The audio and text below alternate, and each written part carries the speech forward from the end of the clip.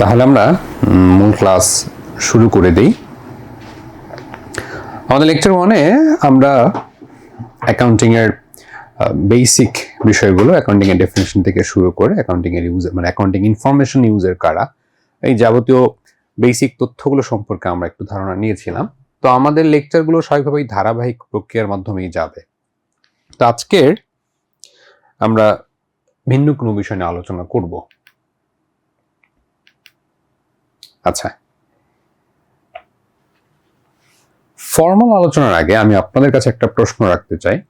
আপনি ধরেন যে আমাদের বাসার নিচে আশেপাশে যে মুদির দোকানগুলো থাকে, ঠিক আছে, তো আপনি সেখান থেকে কি করছেন, আপনি ধরেন 500 টাকার মুদি সামগ্রী কিনে তাকে টাকা দেন নাই, তাকে আপনি বাকিতে 500 টাকার মুদি সামগ্রী ক্রয় করছেন।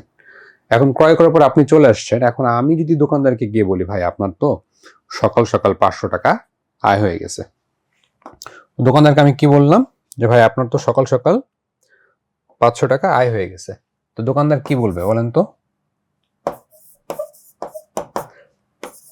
তাকে যদি আমি বলি যে ভাই আপনি দোকানে গিয়ে পণ্য ক্রয় করছেন কিন্তু দোকানে আপনি টাকা দেন নাই, বাকিতে ক্রয় করছেন, এখন ওই দোকানদার কি সেটা তার আয় হিসাবে দেখবে, বিবেচনা করবে? সে আমাকে কি বলবে? সে বলবে আয় কিভাবে হইলো, আমি তো টাকা পাই নাই, তাই না, বাকিতে বিক্রি করছি। তার মানে ওই দোকানদারের কাছে বাকিতে বিক্রয় করলে সেটাকে সে আয় হিসেবে কনসিডার করে না, ঠিক আছে। কিন্তু আমরা অ্যাকাউন্টিং এর স্টুডেন্ট যারা আছি বা আমরা যারা অ্যাকাউন্টিং পড়াশোনা করি, আমরা কি বলবো? আমরা বলবো যে হ্যাঁ, ওই 500 টাকাও তার জন্য কি হয়েছে, 500 টাকাও তার জন্য আয় হয়েছে। কেন আয় হয়েছে? কেননা আমরা হিসাব বিজ্ঞানে দুইটা ভিত্তির মধ্যে আমরা বকেয়া ভিত্তি হিসাব বিজ্ঞান ফলো করি, আমরা নগদান ভিত্তি হিসাব বিজ্ঞান ফলো করি না। নগদান ভিত্তি আর বকেয়া ভিত্তি বিষয়টা আসলে কি? নগদান ভিত্তি যেহেতু নামের সাথে আপনি দেখছেন যে নগদ শব্দটা রয়েছে, তো এর সাথে নগদ সম্পর্কযুক্ত। তার নগদান ভিত্তিক হিসাব বিজ্ঞানে একটা আয়কে তখনই আপনি আয় হিসাবে রেকর্ড করতে পারবেন যখন আপনি নগদ টাকা, একটা আয়কে আপনি তখনই আয় হিসাবে দেখাইতে পারবেন যখন আপনি নগদ টাকা প্রাপ্ত হবেন, নগদ টাকা পাবেন। তার মানে নগদান ভিত্তিতে আয় মানে হচ্ছে নগদ টাকা পাওয়া। আপনি নগদ টাকা পান নাই, সেটাকে আপনার আয় হিসেবে দেখাতে পারবেন না। একইভাবে নগদান ভিত্তিতে একটা ব্যয়কে তখনই আমরা রেকর্ড করতে পারি যখন নগদ টাকা প্রদান করা হয়, যখন আমরা টাকাটা পরিশোধ করি। তাই নগদান ভিত্তিতে ব্যয় হচ্ছে নগদ প্রদান বা নগদ পরিশোধ। তাহলে নগদান ভিত্তিতে আমরা একটা আয়কে কখন আয় বলবো? যখন নগদ টাকা পেয়ে যাব। একটা ব্যয়কে বা একটা খরচকে কখন আমরা খরচ হিসাবে দেখাতে পারবো? যখন নগদ টাকা দিয়ে দিব। তার মানে নগদান ভিত্তিতে মূলত টাকার সাথে বা নগদের সাথে লেনদেন সম্পর্কযুক্ত। অন্যদিকে বকেয়া ভিত্তিতে একটা আয়কে আমি তখন রেকর্ড করব যখন আয়টা অর্জিত হয়, যখন আয়টা অর্জিত হয়, এবং একটা ব্যয়কে আমি তখন রেকর্ড করব বা তখন লিপিবদ্ধ করব যখন ব্যয়টা সংগঠিত হয়। এই অর্জিত এবং সংগঠিত এই দুটো শব্দটা মাথায় রাখতে হবে। একটা আয়কে আমি কখন রেকর্ড করব? যখন আয়টা অর্জিত হয়। অর্জিত হওয়া মানে হচ্ছে আপনার যে অব্লিগেশন ছিল, আপনার যে দায়বদ্ধতা ছিল, আপনি সেটা পালন করে দিচ্ছেন। কিরকম দায়বদ্ধতা? যেমন আপনি যদি বিক্রেতা হন, তাহলে আপনার দায়বদ্ধতা হচ্ছে প্রোডাক্ট ডেলিভারি দেওয়া। তা আপনি যখনই প্রোডাক্ট ডেলিভারি দিয়ে দিবেন, ক্রেতার হাতে পণ্য দিয়ে দিবেন, আপনার দায়বদ্ধতা কি? আপনি পরিপালন করে ফেলেছেন। তো আয় অর্জিত হওয়া বলতে বোঝায় যে পণ্য বা সেবা হস্তান্তর করে ফেলছেন, পণ্য বা সেবা আপনি ডেলিভারি করে ফেলছেন। একইভাবে ব্যয় সংগঠিত হওয়া বলতে বোঝায় আপনি পণ্য বা সেবা হাতে পেয়ে গেছেন। তাহলে বকেয়া ভিত্তিতে একটি আয়কে তখন রেকর্ড করা হয় যখন পণ্য বা সেবা আমি দিয়ে দেই, আর একটা ব্যয়কে আমি তখন রেকর্ড করব যখন পণ্য বা সেবা আমি হাতে পাই।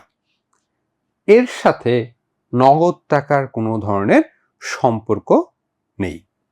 তার মানে নগদান ভিত্তিতে সম্পর্ক হচ্ছে নগদ প্রাপ্তি বা প্রদানের সাথে, অন্যদিকে বকেয়া ভিত্তির সম্পর্ক হচ্ছে পণ্য বা সেবা প্রদান বা প্রাপ্তির ক্ষেত্রে। আমরা ফর্মাল অ্যাকাউন্টিং এ আমরা বকেয়া ভিত্তিক হিসাব বিজ্ঞান, যেটার আরেকটা নাম হচ্ছে বা ইংরেজি প্রতিশব্দ হচ্ছে accrual basis of accounting. Accrual basis of accounting এইটা ফলো করি, কারণ এটা হচ্ছে আইএফআরএস বা গ্যাপ দ্বারা স্বীকৃত। নগদান ভিত্তিক হিসাব বিজ্ঞান আইএফআরএস বা গ্যাপ দ্বারা স্বীকৃত না। বোঝা গেছে? এখন আমরা একটা ছোট্ট উদাহরণ দিয়ে বিষয়টা আরেকটু ক্লিয়ার হয়ে যাবে।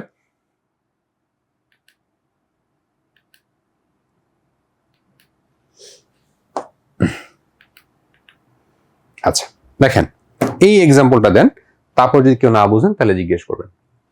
ধরেন ডিসেম্বর 15, 2023 সালে বসুন্ধরা কোম্পানি 1 লাখ টাকার পণ্য ক্রয়ের অর্ডার দেন।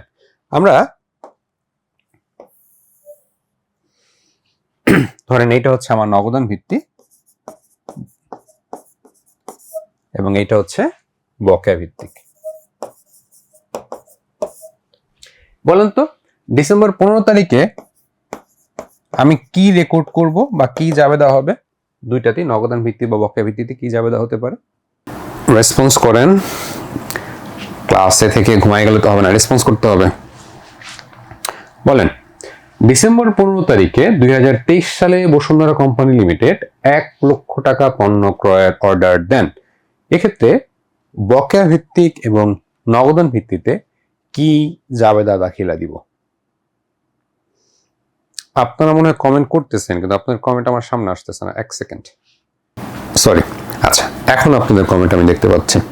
আচ্ছা লেনদেন নয়, আপনারা প্রায় সবাই বলেছেন এইটা লেনদেন না, রাইট। ডিসেম্বর 15 তারিখে এটা যেহেতু শুধুমাত্র আমরা অর্ডার করেছি, এটা কোনো লেনদেন না। এটা নগদান ভিত্তিতেও লেনদেন নয় এবং বকেয়া ভিত্তির ক্ষেত্রে এটা লেনদেন না, মানে কোনো ধরনের জাবেদা হবে না। ডিসেম্বর 16 তারিখে এসে দেখেন, ডিসেম্বর 16 তারিখে কি জাবেদা হবে বলেন? বলছে ডিসেম্বর 16 তারিখে এই যে 1 লাখ টাকার পণ্য যে অর্ডার করছে, এই 16 তারিখে সে 1 লাখ টাকার পণ্য পুরোটা পেয়ে গেছে। এখন কি হবে বলেন? নগদান ভিত্তিতে কি হবে সেটা আগে বলেন। নগদান ভিত্তিতে কি হবে?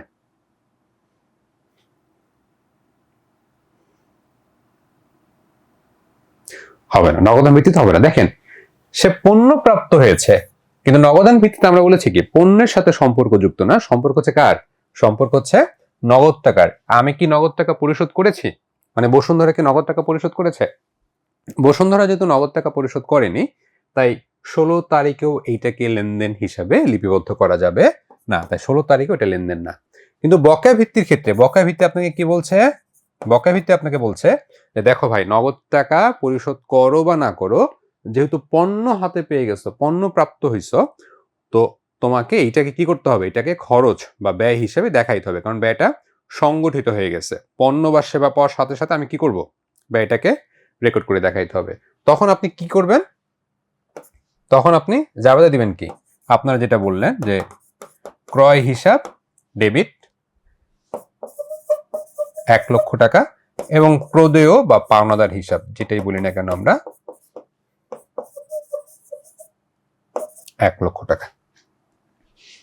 ঠিক আছে? আচ্ছা এখন দেখেন 17 তারিখে 75,000 টাকা পরিশোধ করা হয়েছে। তাহলে ডিসেম্বর 17 তারিখে এখন জাবেদা কি হবে? যেহেতু 75,000 টাকা পরিশোধ করেছি, যেটুকু পরিশোধ করেছি ঠিক ততটুকুর আমরা কি করব? আমরা খরচ হিসাবে রেকর্ড করব। এখানে কি হবে?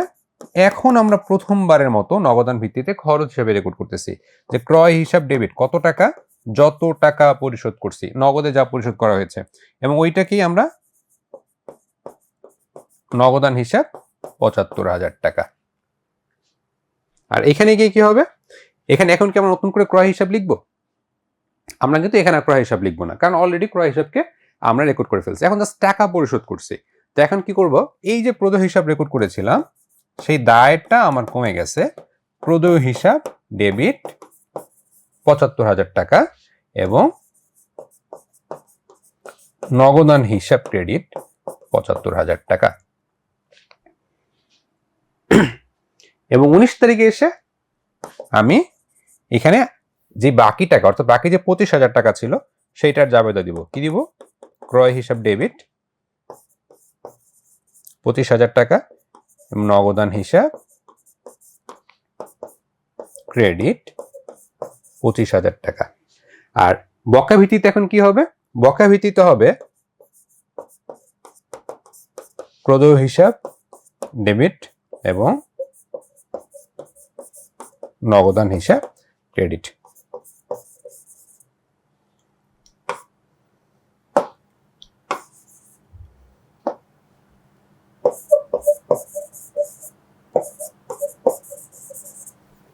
$25,০০০ টাকা।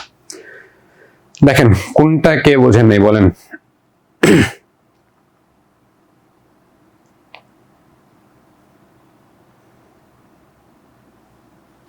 তাহলে দেখেন এখানে আমরা কি দেখতে পেলাম?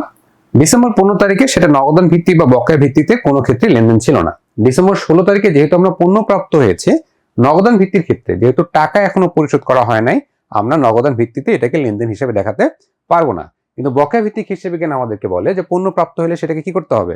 খরচ হিসাবে রেকর্ড করতে হবে। এই জন্য যেহেতু সম্পূর্ণ পণ্য প্রাপ্ত হয়েছে, আমরা সম্পূর্ণটাই ক্রয় হিসাব ডেবিট, এবং যেহেতু টাকা দেই নেই, ভবিষ্যতে দিব, তো ভবিষ্যতে যাকে টাকা দেওয়া হয় তাকে বলা হয় কি? পাওনাদার বা প্রদেয় হিসাব। এই জন্য আমরা ক্রয় হিসাবকে ডেবিট করছি, খরচ দেখাইছি, টাকা দেয়নি বলে নতুন একটা দায়কে রেকর্ড করছি, প্রদেয় হিসাব নামে একটা দায়কে রেকর্ড করছি 1 লক্ষ টাকা। ঠিক আছে? তাহলে আমার বকেয়া ভিত্তির জন্য এই পুরো 1 লাখ টাকা হচ্ছে মূলত 16 তারিখের খরচ। পুরো 1 লাখ টাকা হচ্ছে 16 তারিখের খরচ। আর নগদান ভিত্তিতে আমার 16 তারিখে কোনো খরচই হয় না, কোনো কিছু আমি রেকর্ডই করি নাই। 17 তারিখে এসে আমি 75,000 টাকা পরিশোধ করছি আর 19 তারিখে 25,000 টাকা পরিশোধ করছি। নগদান ভিত্তিতে আমি কি করছি? যত টাকা পরিশোধ করব খরচ আমার তত। 17 তারিখ 75,000 টাকা পরিশোধ করছি, তাই খরচ কয় টাকা লিখছি? ক্রয় হিসাব 75,000 টাকা, নগদ 75 ক্রেডিট। আবার 19 তারিখে 25,000 পরিশোধ করছি, তাই 19 তারিখের খরচ হচ্ছে আমার 25,000 টাকা। তার মানে নগদান ভিত্তিতে খরচটা হচ্ছে কার সাথে? নগদের সাথে সম্পর্কিত। যতটুকু নগদ পরিশোধ ঠিক ততটুকু খরচকে রেকর্ড করতে হবে। আর অন্যদিকে বকেয়ার ক্ষেত্রে পণ্য যেদিন পেয়ে গেছি পুরোটাই ওদিনের খরচ, আর বাকি টাকাটা হচ্ছে যেদিন টাকা পরিশোধ করবো সেদিন আমরা শুধু দায়কে কমে টাকা পরিশোধ করে দিব। জিজ্ঞেস করছেন যে নগদান হিসাবে যদি টাকা পাওয়া বা দেওয়া না হয়, নগদান হিসাবে টাকা যদি সম্পর্কযুক্ত না হয় সেটা লেনদেন হবে না। বোঝা গেছে? নগদান ভিত্তি শুধুমাত্র নগদের সাথে সম্পর্কিত। কিন্তু আমরা কি? আমরা নগদান ভিত্তি ফলো করি না, কারণ নগদান ভিত্তি আইএস বা আইএফআরএস দ্বারা স্বীকৃত না। আমরা ফলো করি কোনটা? বকেয়া ভিত্তিক হিসাব বিজ্ঞান। বকেয়া ভিত্তিক হিসাব বিজ্ঞান। দেখেন এখান থেকে মূলত প্রশ্ন আসে কি? প্রশ্ন আসে যে এই যে 1 লাখ টাকার পণ্য, এটা যে খরচ, আপনি নগদান ভিত্তি অনুযায়ী কোন তারিখে রেকর্ড করতে হবে আর বকেয়া ভিত্তিক অনুযায়ী কোন তারিখে রেকর্ড করতে হবে? খুবই সহজ একটা প্রশ্ন আসে, বাট ইম্পর্টেন্ট, প্রায় পরীক্ষাতে আসে। আমরা কোশ্চেনটা দেবো, কোন কোশ্চেনটা বারবার ঘুরে ফিরে আসে। এখন একটা জিনিস খেয়াল করেন, যেটা বলে এই টপিক শেষ করে দিচ্ছি, সেটা হচ্ছে নগদান এবং বকেয়া ভিত্তির মধ্যে পার্থক্যটা হচ্ছে সাময়িক। কিরকম সাময়িক? দেখেন 17 তারিখে আমার খরচ কত? 75,000 টাকা। নগদান ভিত্তিক অনুযায়ী আমার 75,000 টাকা খরচ হয়েছে, তাই না?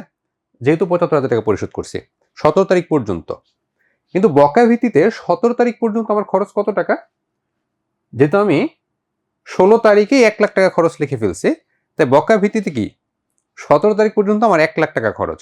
তাহলে আমি যদি 17 তারিখের চিন্তা করি, সেক্ষেত্রে কিন্তু আমার নগদান হিসাব এবং মানে নগদান ভিত্তি এবং বকেয়া ভিত্তির মধ্যে একটা পার্থক্য হবে। কিন্তু যখন সবগুলো লেনদেন শেষ হয়ে যায়, সংশ্লিষ্ট সব লেনদেন শেষ হয়ে যায়, দেখেন একদম 19 তারিখে, 19 তারিখ যখন শেষ হয়ে গেল, অর্থাৎ এই সংশ্লিষ্ট আর কোনো লেনদেন নাই, তখন দেখেন নগদান ভিত্তি তোমার ক্রয় হিসাব একবার 75, ক্রয় হিসাব একবার 25, তাহলে 75 আর 25 হচ্ছে কত? 1 লাখ। খরচ আমার 1 লাখ হয়েছে, এবং নগদান 75 আর 25, নগদ টাকা 1 লাখ চলে গেছে।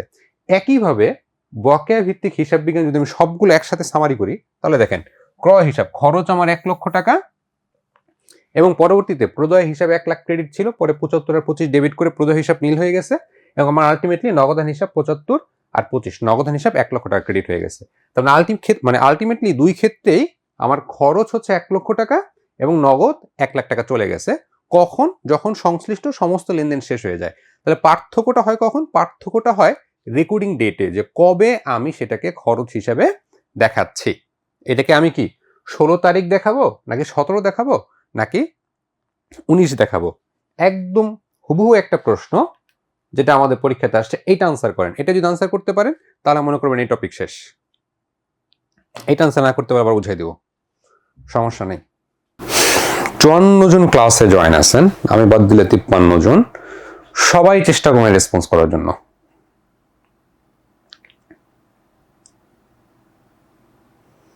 আচ্ছা, সবাই বলতেছেন সি। কিভাবে সি একটু দেখি, যারা যদি না বুঝে থাকেন আবার ক্লিয়ার হয়ে যাবেন।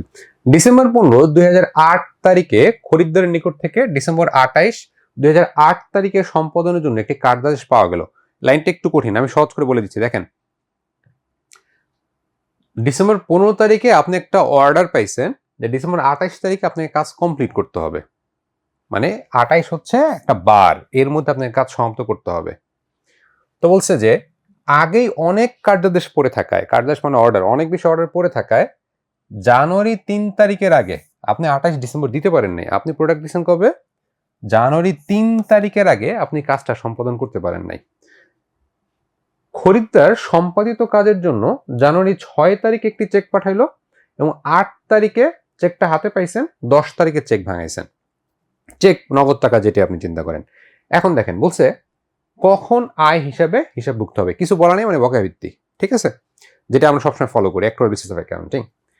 এখন দেখেন একদম সহজ কথা, পণ্য বা সেবা কবে সম্পাদন হয়েছে, পণ্য বা সেবা আমরা কবে হাতে পাইছি। বলছে কি 3 তারিখের আগে কাজ সম্পাদন করা যায়নি, তার মানে 3 তারিখে আপনি কাজটা কি করছেন? কমপ্লিট করছেন। তাহলে বকেয়া ভিত্তিক হিসাব বিজ্ঞান আমাকে কি বলে? যেই দিন পণ্য দিয়ে দেওয়া হবে অথবা যেই দিন সেবা দিয়ে দেওয়া হবে অথবা যেদিন কাজ সম্পাদন করা হবে, ওই দিন আপনাকে কি করতে হবে? সেটাকে আয় হিসেবে রেকর্ড করতে হবে। এরপরে যাই হোক না কেন, ঝড় তুফান ঘূর্ণিঝড় যাই আসুক, সেটা আমার জন্য বিবেচ্য বিষয় না। তাহলে এই যে এত বড় প্রশ্ন আমার পুরোটা না পড়লেও চলবে, বোঝা গেছে? আচ্ছা, হ্যাঁ এটা তো বললাম, স্পেসিফাই না করে দিলে, কিচ্ছু বলা না থাকলে সবসময় কি করবেন? বকেয়া ভিত্তিক হিসাব বিজ্ঞান। দেখেন হিসাব বিজ্ঞান মানে আমরা বকেয়া ভিত্তিক হিসাব বিজ্ঞানকে বুঝি, নগদান ভিত্তিক মানে ওটা আসলে হিসাব বিজ্ঞান না, মানে অ্যাকাউন্টেন্টরা ওইটা ফলো করে না। এটা হচ্ছে কি, যারা ছোটখাটো খুচরা কারবারি, যারা হিসাবের সুবিধার্থে তারা নগদকে আয় বা ব্যয় হিসাবে চিন্তা করে। আরো সহজ করে বলতে গেলে আমরা একতরফা দাখিলা পদ্ধতি পড়ছি না, অসম্পূর্ণ পদ্ধতি, ওই ছোট কারবারের ক্ষেত্রে, ওগুলোর ক্ষেত্রে তারা নগদান ভিত্তিক ফলো করে আর কি। আমরা মূলত অ্যাক্রুয়াল বেসিস ফলো করি, ক্যাশ বেসিস ফলো করব না। আচ্ছা, আরেকটু বুঝাই দেন, কি বুঝাই দিব বলেন? এক্ষেত্রে কাজ সম্পাদন হয়েছে কবে? জানুয়ারি 3 তারিখ।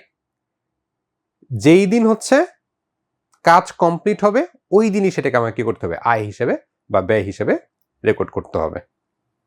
এইটা হচ্ছে সামারি বা মূল কথা বকেয়া ভিত্তিক হিসাব বিজ্ঞান অনুযায়ী। আর যদি নগদান ভিত্তিক হতো সেক্ষেত্রে যেই দিন টাকা পাবো, এই যে 10 তারিখ টাকা পাইছি না, তাহলে আমি কি করতাম? 10 তারিখে সেটাকে রেকর্ড করতাম। বোঝা গেল? আচ্ছা, আর এক জিজ্ঞেস করেছিলেন যে কিছু বলা না থাকলে বকেয়া ভিত্তিক না নগদান ভিত্তিক ধরবো। কিছু বলা না থাকলে সব সময় কি করব? বকেয়া ভিত্তিক হিসাবে আমরা ধরে নিব। আচ্ছা, তারপরে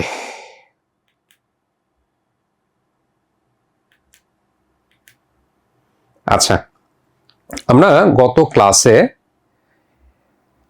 আরে সনাতন পদ্ধতি হিসাবে শ্রেণী একটা বুঝিয়ে দিলে ভালো হতো। আচ্ছা, এমসিকিউর ক্ষেত্রে সনাতন পদ্ধতি থেকে আপনারা দেখেন আপনাদের শীটে প্রচুর এমসিকিউ আছে, তাই না? অনেক বেশি এমসিকিউ আছে। আপনারা চেষ্টা করবেন, আমি বলি আপনারা চেষ্টা করবেন ক্লাসে আমি যেই টপিকগুলো নিয়ে কথা বলি, আলোচনা করি, ওগুলোতে বেশি ফোকাস দেওয়ার, ওগুলোতে বেশি ফোকাস দেওয়ার। সেটা অনেক কিছু থাকে, তাই না? সাধারণত আপনাদের দেখেন 12টা এমসিকিউ থাকে আর 8টা রিটেন কোশ্চেন থাকে, এবং রিটেন কোশ্চেনগুলো প্রথম 2 বছর যখন রিটেন আসে 2019 এবং 20 সালে, তখন বড় প্রশ্ন দিত যে সমন্বয় জাবেদা কেন দেওয়া হয়, ব্যাখ্যা করো, এরকম বড় বড় প্রশ্ন থাকতো। কিন্তু এখন আমাদের 8টা সংক্ষিপ্ত প্রশ্ন থাকবে, এক শব্দ উত্তর করতে পারবেন, এক শব্দে, ঠিক আছে? তো সেক্ষেত্রে মূলত এই 12, 8, 20টাই হচ্ছে এমসিকিউ বলা যায়, এমসিকিউ টাইপ, শুধু 8টা তো অপশন থাকবে না। এর মাঝে ম্যাথ থাকবে, যেমন ধরেন 6 থেকে 8টা থাকবে ম্যাথ, ছোট ছোট ম্যাথ। ম্যাথ মানে অনেক বড় ম্যাথ না, অনেকে আবার প্রশ্ন করেন যে অ্যাকাউন্টিং এ ম্যাথ করতে তো অনেক সময় লেগে যায়, বড় বড় ম্যাথ থাকে। ছোট ছোট ম্যাথ থাকবে, ওগুলো বলে দেবো কোন ধরনের ম্যাথ আসে, আমরা ক্লাসে প্র্যাকটিস করবো অনেক। আর বাকিগুলো থিওরি। থিওরি হচ্ছে যেই থিওরিগুলো একদম কমন, একদম বেসিক, যেগুলো সাধারণত মানুষ ভোলে না, সেই থিওরিগুলো আসে। তো এই জন্য বলি যে ক্লাসে যে টপিকগুলো পড়ানো হয় বা যেটা আলোচনা করা হয়, আপনার 20টা কোশ্চেন সেখান থেকে আসবে, ঠিক আছে? তো ওইগুলো একটু বেশি গুরুত্ব দিবেন। এবং গতবার হচ্ছে আমাদের 20টা কোশ্চেন একদম সব ক্লাসে আলোচনা থেকে 20টা কোশ্চেনই কমন আসছে, আলহামদুলিল্লাহ। আর অ্যাকাউন্টিং এর ক্ষেত্রে ক্লাসটা একটু বেশি গুরুত্বপূর্ণ, কারণ আপনি সি ইউনিটের ক্ষেত্রে যে 5টা সাবজেক্টে পরীক্ষা দিবেন, সেখানে কিন্তু এটা জানেন আপনাদের 5টা সাবজেক্টের মধ্যে ইংলিশ হচ্ছে আপনার ম্যান্ডেটরি পাস করতে হয়, তারপর বাংলাটা থাকে হচ্ছে আপনার ইন্টারের সাথে, যেহেতু বাংলা পুরোপুরি মিলে না, নতুন করে বাংলা পড়তে হয় সেকেন্ড পার্ট। তো এক্ষেত্রে বাংলা আর ইংরেজিতে একটু বেশি সময় দেওয়ার প্রয়োজন পড়ে। তো এই যেহেতু বাংলা আর ইংলিশ আপনি একটু বেশি সময় দিবেন, আপনার সাবজেক্ট গ্রুপের সাবজেক্ট যেগুলো, সেগুলোকে আপনাকে স্ট্রেংথের জোন বানাইতে হয়, শক্তিশালী জায়গা বানাইতে হয়। না, অ্যাকাউন্টিংয়ে কোনো পাস মার্ক নাই, অ্যাকাউন্টিংয়ে আপনি কোনো পাস মার্ক নাই, তবে চান্স পাইতে হলে, ভালোভাবে চান্স পাইতে হলে অ্যাকাউন্টিংয়ে ভালো মার্কস পাইতে হবে, ঠিক আছে? আর আপনি কমার্সে পড়ে যদি অ্যাকাউন্টিং না জানেন বা পাস করেন চিন্তা করেন, এটা তো আপনার জন্য দুঃখজনক, আমার জন্য দুঃখজনক। অ্যাকাউন্টিং এর আপনি যদি একটা জিনিস ভালো করে বোঝেন, সাধারণত মানুষ অ্যাকাউন্টিং ভুলে যায় না, অ্যাকাউন্টিং মনে থাকে, দীর্ঘদিন মনে থাকে, ঠিক আছে? আচ্ছা, তারপরেও যদি আপনাদের কোনো সমস্যা থাকে, সেটা আমরা সলভ ক্লাস আলোচনা করব। আমাদের সম্ভবত লেকচার 1, 2, 3 3টা লেকচার বা 4টা লেকচার শেষ হলে আমরা একটা সলভ ক্লাসের আয়োজন করি আর কি। আচ্ছা, তো গত ক্লাসে আমরা আধুনিক পদ্ধতিতে হিসাবের 5টা প্রকারভেদ দেখছিলাম না? এটা তো গত ক্লাসে না, আপনারা একদম ইন্টারের শুরু থেকেই জানেন, এসএসসি থেকেই জানেন যে আমাদের 5 প্রকার হিসাব। কি কি হিসাব? Revenue, liability, owner's equity, expense আর অ্যাসেট, এই 5টা। তো এর মধ্যে এক্সপেন্স এবং অ্যাসেট এই দুইটাকে আমরা বলি ডেস্টিনেশন অ্যাকাউন্ট, এবং রেভিনিউ, লায়াবিলিটি, ওনার্স ইকুইটি যেটা অর্থাৎ আয়, দায় আর মালিকানা সত্ত্ব, এই তিনটাকে আমরা বলি সোর্স অ্যাকাউন্ট। সোর্স অ্যাকাউন্ট, এই দুইটা শব্দ আপনাদের জন্য নতুন, আমি জানি। আচ্ছা, সোর্স মানে তো বলছেন, তাই না? সোর্স মানে কি? উৎস। আর ডেস্টিনেশন মানে কি? গন্তব্য। একটু খেয়াল করে, উৎস মানে কি? যেখান থেকে আপনার ফান্ড ফ্লো হয়, যেখান থেকে ফান্ড আসবে। আর গন্তব্য মানে কি? যেখানে চলে যাবে। তাহলে এই তিনটা সোর্স থেকে মূলত আমাদের টাকা আসে। আমরা যদি রেভিনিউ অর্থাৎ কোনো কিছু বিক্রি করি বা সেবা দিই, সেখান থেকে আমাদের কি আসে? টাকা আসে। দায়, আমরা যদি কারো কাছ থেকে ঋণ নেই, তাই না, তাহলে আমাদের কি আসবে? ফান্ড ফ্লো হয়। আর ওনার সিকিউরিটি হচ্ছে যদি থার্ড পার্টির কাছ থেকে না নিই, আমরা যদি মালিকের কাছ থেকে নিই, সেটা হচ্ছে আমাদের জন্য মালিকানা সত্ত্ব। তো এখান থেকে মূলত ফান্ডের ফ্লোটা হয়, এবং এই ফান্ডটা গিয়ে খরচ হয় কোথায়? এই সব জায়গাতে। আমি স্বাভাবিক আমার দৈনন্দিন যেই অফিস বা অ্যাডমিন এক্সপেন্স যেগুলো রয়েছে, সেগুলো আমি করছি, বেতন দিচ্ছি, মজুরি দিচ্ছি, যাবতীয় প্রোডাক্ট ক্রয় করতেছি, অথবা আমি সম্পদ ক্রয় করতেছি, জায়গা কিনতেছি, বিল্ডিং কিনতেছি। তো এইগুলো হচ্ছে কি? এগুলো হচ্ছে ডেস্টিনেশন। এই ফান্ডটা, এই সোর্স থেকে যে ফান্ডটা জেনারেট হয়, সেই ফান্ডটা মূলত এখানে গিয়ে খরচ হয়ে যায়, এখানে গিয়ে ইনভেস্ট হয়। এই জন্য এই দুটাকে আমরা বলি ডেস্টিনেশন অ্যাকাউন্ট। এই ডেস্টিনেশন অ্যাকাউন্টগুলোর ব্যালেন্স হয় সবসময় ডেবিট, হ্যাঁ? আর সোর্স অ্যাকাউন্টের ব্যালেন্স হয় মূলত ক্রেডিট। এই তিনটা অ্যাকাউন্টের ব্যালেন্স হয় কি? ক্রেডিট ব্যালেন্স হয়। এর থেকে সহজ কোনো কিছু আছে? কি বুঝেন নাই? আচ্ছা, বলছে এই তিনটা অ্যাকাউন্ট হচ্ছে সোর্স অ্যাকাউন্ট, যেখান থেকে আমাদের একদম সহজ করে যদি বলি, যেখান থেকে আমাদের টাকা আসে। দেখেন, রেভিনিউ থেকে আমাদের টাকা আসে না, লায়াবিলিটি থেকে কিন্তু আমাদের টাকা আসে। লায়াবিলিটি মানে কি? কারোর কাছ থেকে ঋণ নিছি, ব্যাংক থেকে ঋণ নিছি, তাহলে সেখান থেকে টাকা আসে। আর ওনার সিকিউরিটি হচ্ছে কি? মালিক আপনাকে কি করছে? টাকা দিছে, মূলধন দিছে। তাহলে এই তিনটা জায়গা থেকে আমাদের কি আসে? টাকা আসে। এই জন্য এই তিনটাকে বলা হয় সোর্স অ্যাকাউন্ট বলা হয়। আর এক্সপেন্স আর অ্যাসেট, এই দুইটা হচ্ছে টাকা যায়, খরচ হয়। এক্সপেন্স, বেতন ভাতা, মজুরি, তাই না? তারপর আপনি কাঁচামাল কিনছেন, এই সমস্ত খরচ কি? বিদ্যুৎ বিল, অফিস ভাড়া, এখানে খরচগুলো হয়, এখানে টাকাগুলো চলে যায়। এই জন্য এটাকে বলা হয় ডেস্টিনেশন, গন্তব্য, এখানে চলে যাবে। অ্যাসেট, বিল্ডিং কিনছেন, অফিসের আসবাবপত্র কিনছেন, যন্ত্রপাতি কিনছেন, এগুলো থেকে সম্পদ। এই সম্পদ ক্রয়ের জন্য কি হয়েছে? আপনাকে টাকা চলে গেছে। এই জন্য এইটাকে বলা হয় গন্তব্য, এখানে টাকাটা চলে যাবে, আর এইখান থেকে টাকাটা মূলত আসবে আর কি, ঠিক আছে? আচ্ছা, তো বলছি যে এই সোর্স অ্যাকাউন্টগুলোর ব্যালেন্স হয় সাধারণত ক্রেডিট, আর ডেস্টিনেশন অ্যাকাউন্টগুলোর ব্যালেন্স হয় ডেবিট। এটা আলোচনার কারণ কি? এটা আলোচনার কারণ হচ্ছে মূলত আমরা দুতরফা দাখিলা নিয়ে কথা বলছিলাম, হ্যাঁ? হিসাব বিজ্ঞানের মূল ভিত্তি হচ্ছে কি? দুতরফা দাখিলা পদ্ধতি। এটা আমরা একদম ফার্স্ট ক্লাসে বলছি যে অ্যাকাউন্টিং এর মূল ভিত্তি হচ্ছে দুতরফা দাখিলা পদ্ধতি। দুতরফা দাখিলা পদ্ধতি বলতে আমরা কি বুঝি, যে একটা লেনদেন কমপক্ষে দুইটা হিসাবকে প্রভাবিত করে। একটা লেনদেন কমপক্ষে কি দুইটা হিসাবকে প্রভাবিত করে। টু পার্টি, দুইটা পক্ষ, দুইটা হিসাবে পক্ষকে প্রভাবিত করে, তাই না? যার একটাকে আমরা করি ডেবিট আর একটাকে আমরা করি ক্রেডিট। এবং সেই দুতরফা দাখিলা পদ্ধতি থেকে আমাদের হিসাব সমীকরণটা ডেভেলপ হয়েছে। আমরা হিসাব সমীকরণ জানি, একদম 9-10 থেকে পড়ে আসছি, এ সমান সমান এল প্লাস ওই, সম্পদ সমান সমান দায় প্লাস মালিকানা সত্ত্ব, একদম বেসিক, তাই না? এবং এইটাকে অ্যাকাউন্টিং এর মূল ভিত্তি বলা হয়, হিসাব সমীকরণ বা দুতরফা দাখিলা পদ্ধতি। অপশনে যেটা থাকবে, দুতরফা দাখিলা পদ্ধতি থাকলে দুতরফা দাখিলা পদ্ধতি দিবেন, আর ওটা না থাকলে তখন হিসাব সমীকরণ যেটা আছে সেটা দিবেন। দুইটা ভিন্ন কিছু না। প্রশ্ন হচ্ছে, দেখেন এইটা হচ্ছে অ্যাকাউন্টিং এর বেস। আমরা অ্যাকাউন্টিং এ যা কিছু করি না কেন মূলত এইটার উপর দাঁড়ায় থাকবে। এইটা কখনো অসমান হইতে পারবে? এই দুই পাশ কখনো অসমান হইতে পারবে না, কখনো অসমান হইতে পারবে না। এবং আলটিমেটলি আমরা অ্যাকাউন্টিং এ যেটা করতে চাই, চূড়ান্ত হিসাব, আর্থিক বিবরণী। সেই আর্থিক বিবরণী আপনি চিন্তা করে দেখেন, আমরা আর্থিক অবস্থার বিবরণী তৈরি করি না, এক পাশে সম্পদ এবং আরেক পাশে দায় মালিকানা সত্ত্ব থাকে।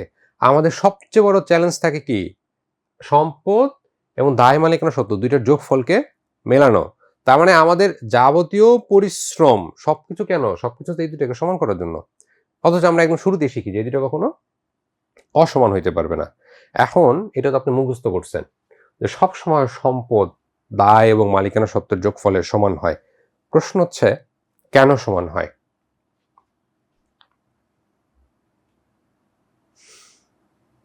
ম্যাথ ভুল হলে অসমান হবে।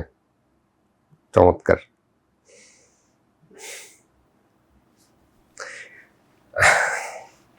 বলেন কেন সমান হয়? ক্লাস 9 থেকে দুতরফা দাখিলা পদ্ধতির জন্য।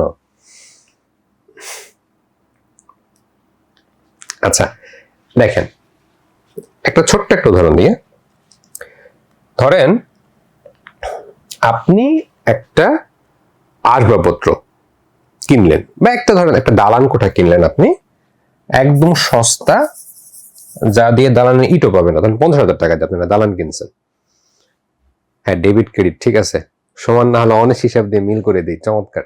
আচ্ছা দেখেন, আপনি কি বললাম, 50,000 টাকায় একটা দালান কোঠা, 50,000 টাকার একটা দালান আপনার ব্যবসায় আছে। এখন এই যে 50,000 টাকা যে একটা দালান কিনলেন বা আসবাব কিনলেন, যাই কিনেন না কেন, এই 50,000 টাকা কি আসমান থেকে নাজিল হবে? তাই তো? এটা তো আপনার ডেস্টিনেশন, সম্পদ, তাই না? এটা কি আসমান থেকে নাজিল হবে? এইটার কি থাকবে? Sources of fund. এইটার একটা সোর্স থাকবে, এই টাকার একটা সোর্স থাকবে, উৎস থাকবে, যেখান থেকে এই টাকাটা আসতে হবে। সেই উৎসটাকে আমরা দুই ভাগে ভাগ করি। সেই উৎসটাকে আমরা কি করি? দুই ভাগে ভাগ করি। ফাইন্যান্সে যারা পড়ছেন তারা জানে যে আমাদের অর্থায়নের উৎসকে প্রাথমিকভাবে দুই ভাগে ভাগ করা হয়। একটাকে বলা হয় কি অভ্যন্তরীণ উৎস, এবং আরেকটাকে বলি আমরা বাহ্যিক উৎস। তো ধরেন এই 50,000 টাকার অভ্যন্তরীণ উৎস মানে কি, যেটা মালিকের নিজের অংশ বা ব্যবসায়ের নিজের অংশ, আর বাহ্যিক হচ্ছে থার্ড পার্টি, ব্যবসা ছাড়া বাকি কারো কাছ থেকে আনছে। এখন ধরেন এই 50,000 টাকা ফাইন্যান্স হয়েছে এইভাবে, আপনার মালিক সে হচ্ছে মালিক 30,000 টাকা দিছে, আর আপনি আপনার আত্মীয় স্বজন বা ব্যাংক বা অন্য কোনো তৃতীয় পক্ষ থেকে আপনি আরো 20,000 টাকা নিছেন। কি বললাম, এই 50,000 টাকার ফাইন্যান্সটা হয়েছে এইভাবে, মালিক 30,000 টাকা দিছে এবং আপনার তৃতীয় পক্ষ ধরেন একটা ব্যাংক, সে 20,000 টাকা দিছে। এখন আপনি আমারে বলেন, এই যে দুইটা পক্ষ থেকে আপনি যে টাকা এনে দালান করলেন, এখন এই দালানের ওপর মালিক কত টাকা দাবি করবে? মালিক কত টাকা দাবি করবে? 0। আপনার 50,000 টাকা একটা দালান আপনার ব্যবসায়ের, এই 50,000 টাকার উপর মালিক কত টাকা দাবি করবে? মালিক বলবে এর 30,000 টাকার দাবি কার? আমার।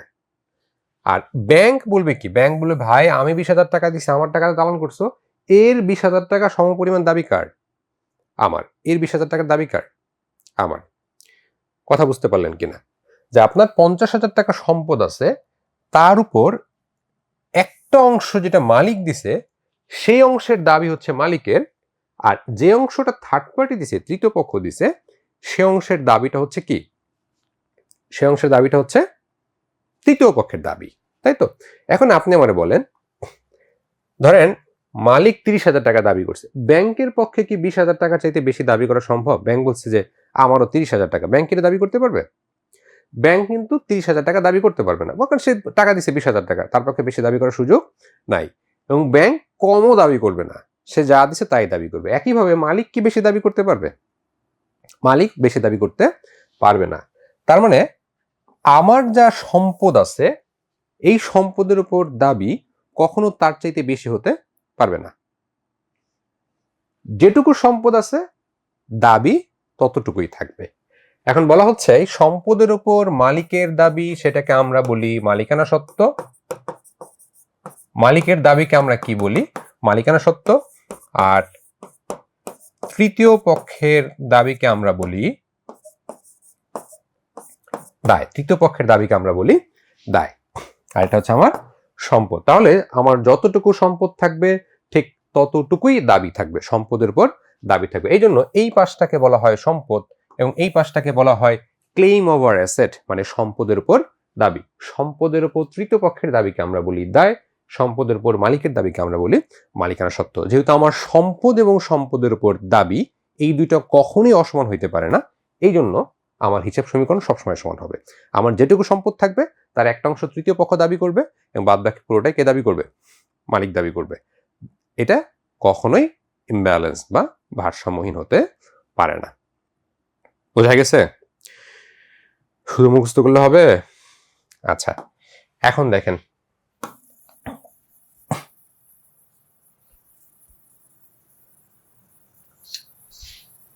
একটা লেনদেনের ফলে হিসাব সমীকরণের অ্যাটলিস্ট দুইটা প্রভাব পড়ে। খেয়াল করেন, হিসাব সমীকরণে অ্যাটলিস্ট দুইটা প্রভাব পড়ে। আমি বলি নাই অ্যাটলিস্ট দুই দিকে প্রভাবিত করবে, এটা বলছি কি অ্যাটলিস্ট দুইটা প্রভাব পড়বে, তার মানে এই না যে দুই দিকে একসাথে প্রভাব বিস্তার করবে। যেমন আপনি ধরেন 5,000 টাকার ব্যাংক ঋণ নিছেন, 5,000 টাকার ব্যাংক ঋণ নিলে আপনার 5,000 টাকার সম্পদ বাড়বে এবং 5,000 টাকার দায় বাড়বে। দুই পাশ প্রভাবিত হয়েছে, দুই পাশ প্রভাবিত হয়েছে, তাই না? এখন ধরেন দেনাদারের কাছ থেকে 3,000 টাকা পাওয়া গেল, তাহলে দেনাদার কি একটা সম্পদ? আপনি ক্যাশ 3,000 টাকা পাইছেন, তাহলে একটা সম্পদ বাড়বে।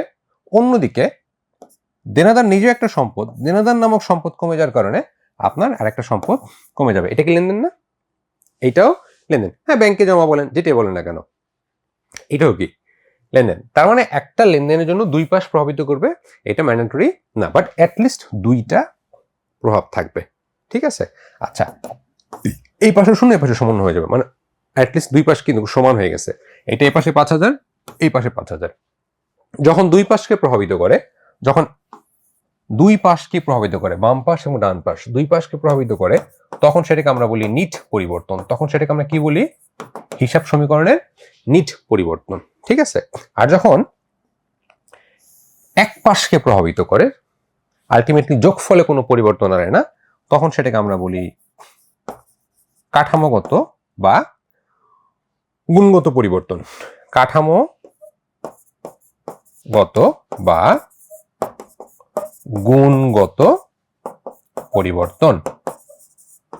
আর নিট পরিবর্তনের আরেকটা নাম হচ্ছে পরিমাণগত পরিবর্তন।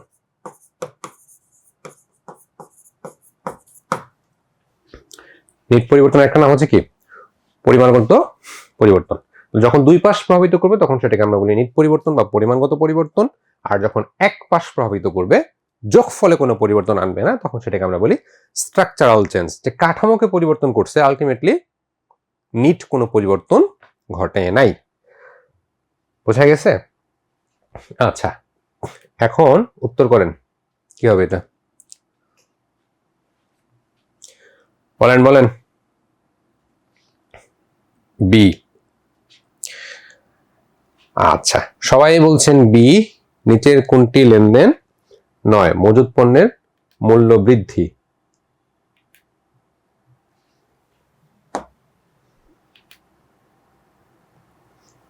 বাহ, আমরা সবাই সঠিক।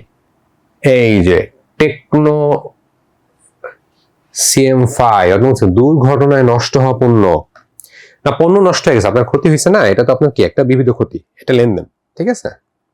আচ্ছা এখন বলেন,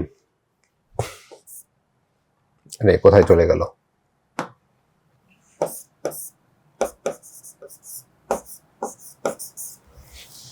কোনটা হবে সঠিক উত্তর এখন বলেন।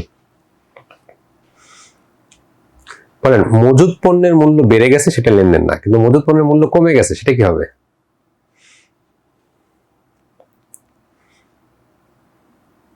সবাই বলতেছে বি, বি কি? বি লেনদেন নয়। আচ্ছা দেখেন, মজুদ পণ্যের মূল্য বাড়লে সেটা লেনদেন না, কিন্তু মজুদ পণ্যের মূল্য যদি কমে যায় তখন সেটা কি হবে? তখন সেটা লেনদেন হবে। কেন? ওই যে আমাদের একটা নীতি আছে না হিসাব বিজ্ঞানের, রক্ষণশীলতার নীতি। রক্ষণশীলতার নীতি অনুযায়ী মজুদ পণ্যের ক্রয় মূল্য এবং বাজার মূল্যের মধ্যে আমরা কোনটা গ্রহণ করি? সবসময় কমটা লিপিবদ্ধ করতে হয়। এই জন্য যখন মূল্য কমে যাবে তখন সেটাকে রেকর্ড করতে হবে, আর যখন মূল্য বাড়বে, যেহেতু আমরা বেশি মূল্য দেখাইতে পারি না, তাই মূল্য বাড়লে সেটা আমাদের ধর্তব্য কোনো বিষয় না। এই জন্য মজুদ পণ্যের মূল্য যদি বেড়ে যায় সেটা লেনদেন না হলেও মজুদ পণ্যের মূল্য যখন কমে যাবে তখন সেটাকে লেনদেন হিসাবে দেখাতে হয়।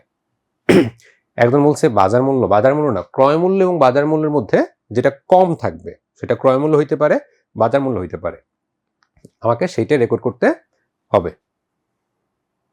বোঝা গেছে? আচ্ছা কোন নীতি অনুযায়ী? এটা অনেকবার পরীক্ষাতে আসছে। কোন নীতি অনুযায়ী? রক্ষণশীলতা নীতি অনুযায়ী, কনজারভেটিজম, যেটাকে আমরা বর্তমানে বলি প্রুডেন্স। ইংলিশ শব্দটা মনে রাখেন, প্রুডেন্স। এখন আমরা কনজারভেটিজম বলি না, বলি প্রুডেন্স। রক্ষণশীলতা নীতি অনুযায়ী সমাপনী মজুদ পণ্য ক্রয় মূল্য এবং বাজার মূল্যের মধ্যে যেটা কম থাকবে সেই মূল্যে দেখাইতে হয়। আচ্ছা আগাই, এটা কি হবে বলেন? দ্রুত বলেন, দ্রুত দ্রুত।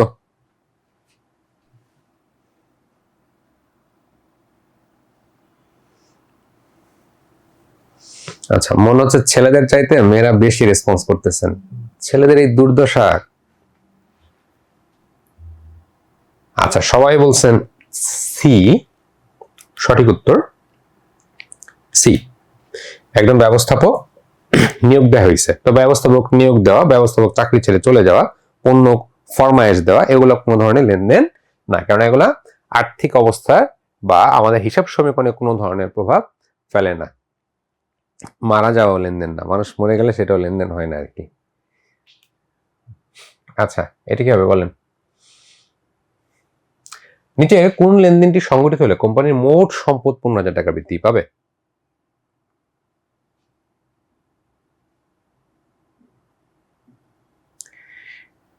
কোনটা হবে সঠিক উত্তর? আচ্ছা ডি যারা বলছেন যে দেনাদার কাছ থেকে 15,000 টাকা আদায় করা হলো, খেয়াল করেন দেনাদার একটা সম্পদ এবং টাকা আরেকটা সম্পদ, তাহলে একটা সম্পদ দেনাদার কাছ থেকে আদায় হলে কি হয়? একটা সম্পদ কমে যাবে না? তাহলে দেনাদার কমে যাবে আর টাকা বাড়বে, তা আলটিমেটলি কোনো পরিবর্তন আসবে না, সম্পদে কোনো পরিবর্তন আসবে না। নগদ 15,000 টাকার দায় পরিশোধ করছেন, তো দায় তো হচ্ছে লায়াবিলিটি আর নগদ হচ্ছে সম্পদ, তাহলে সম্পদ কমে যাবে, দায়ও কমে যাবে, তাহলে সম্পদ বাড়বে? বাড়বে না। নগদ 15,000 টাকা একটা গাড়ি ক্রয় করছেন, তো গাড়ি একটা সম্পদ, তো গাড়ি নামক সম্পদ বাড়বে এবং নগদ নামক সম্পদ কমে যাবে, আলটিমেটলি কোনো পরিবর্তন আসবে না। ধারে 15,000 টাকা একটা আসবাবপত্র ক্রয় করছেন, আসবাবপত্র একটা সম্পদ, তাহলে সম্পত্তি বাড়বে এবং ধারে ক্রয় করার কারণে একটা দায় বাড়বে, তাহলে দেখেন 15,000 টাকা সম্পত্তি বাড়বে। তাহলে সঠিক উত্তর কোনটা? সঠিক উত্তর হচ্ছে C. Most of the people আপনারা সি আনসার করেছেন, আপনাদের সবাইকে অভিনন্দন। আচ্ছা এইটা বলেন কি হবে? খুবই খুবই গুরুত্বপূর্ণ প্রশ্ন এবং একই সাথে এমসিকিউ এবং রিটেন দুইটার জন্য মার্ক করে রাখেন। রাসনা কোম্পানির সম্পত্তি 70,000 টাকা কমেছে আর দায় 1 লাখ টাকা বেড়েছে, মালিকানা সত্ত্ব কি হবে? 4 বি, ভেরি ইন্টেলিজেন্ট পিপল। আচ্ছা এটা আমি বলে দিই, অনেকে সি বলতেছেন। দেখেন সবাই রেসপন্স করলে কি হয়, যখন আপনি সবাই উত্তর করবেন তাহলে কারো কারো ঠিক হবে, কারো কারো ভুল হবে, তাহলে আপনি ভুল করলে আবার বুঝতে সুবিধা হয় যে কোন প্রশ্নটা নিয়ে বেশি আলোচনা করা দরকার আছে, আপনি লাভবান হবেন।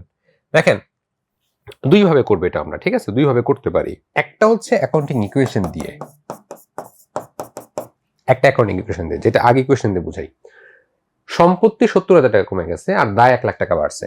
সম্পত্তি 70,000 টাকা কমে গেছে আর দায় 1 লাখ টাকা বৃদ্ধি পাইছে। এখন বলেন দুই পাশ সমান হওয়ার জন্য কি করতে হবে? দুই পাশ সমান হবে না মাস্ট। এ পাশে -70,000, এ পাশে +1 লাখ। দুই পাশ যদি সমান করতে চাই তাহলে এই 1 লাখ থেকে কি করতে হবে? 1 লাখ, এখানে 1,70,000 মাইনাস করতে হবে। দেখেন 1 লাখ থেকে 1,70,000 মাইনাস করলে -70,000 আসে। তাহলে কি করতে হবে? ওনার্স ইকুইটি হচ্ছে 70 - 1 না, 100 না, 1,70,000। তখন কি আসবে? এই পাশে এটা মাইনাস করলে কত আসবে? -70,000 আসবে। মাইনাস এটা বড় হইতে হবে। এখন দেখেন দুই পাশ সমান হয়, তার মানে মালিকানা সত্ত্ব কি হবে? 70,000 টাকা কমাইতে হবে। মালিকানা সত্ত্ব 70,000 টাকা, সরি, মালিকানা সত্ত্ব হচ্ছে 1,70,000 টাকা কমাইতে হবে। কমাইলে দুই পাশে কি হবে? -70,000 -70,000 টাকা আসবে। এটা হচ্ছে ইকুয়েশন মেথড, ইকুয়েশন দিয়ে করতে পারেন। এটা বোঝা গেছে? আচ্ছা, একটা হচ্ছে শর্টকাট মেথড। শর্টকাট মেথড কি?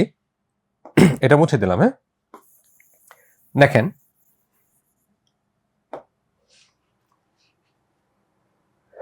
বুঝি নাই। আচ্ছা, ইকুয়েশনটা বোঝার কিছু না, জাস্ট ভ্যালু বসাবেন। হ্যাঁ, 70,000 টাকা কমে গেছে না? হ্যাঁ কমছে, তাহলে -70,000। আর এই পাশে এটা হচ্ছে 1 লাখ টাকা বাড়ছে। এখন বলেন এই পাশে -70,000, এই পাশে -70,000 হইতে হবে।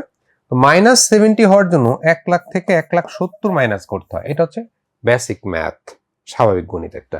1 লাখ থেকে 1,70,000 বাদ দিলে কি হবে? 70,000 হবে আর কি। তাও যদি না বুঝেন তাহলে আরো সহজ করে দিই, এই দেখেন এটা -70,000। এই এল ডান দিকে ছিল, সেটা কি করবেন? বা দিকে নিয়ে আসবেন। এল ছিল কত? +1 লাখ প্লাস ওই আপনি জানেন না, তাহলে -70,000। এই 1 লাখকে ডান দিক থেকে বা দিকে নিয়ে আসলে কি হবে? বা দিকে নিয়ে আসলে মাইনাস হয়ে যাবে, সমান সমান ওই। এখন -70 আর -1 লাখ কত হবে? -1,70,000 সমান সমান ওই। এটা হচ্ছে একদম ক্লাস 2-3 বাচ্চার মতো করে ভেঙে দেখাই দিলাম। কিন্তু এত ভেঙে তো আপনি করতে পারবেন না, পরীক্ষা এত ভেঙে করতে পারবেন?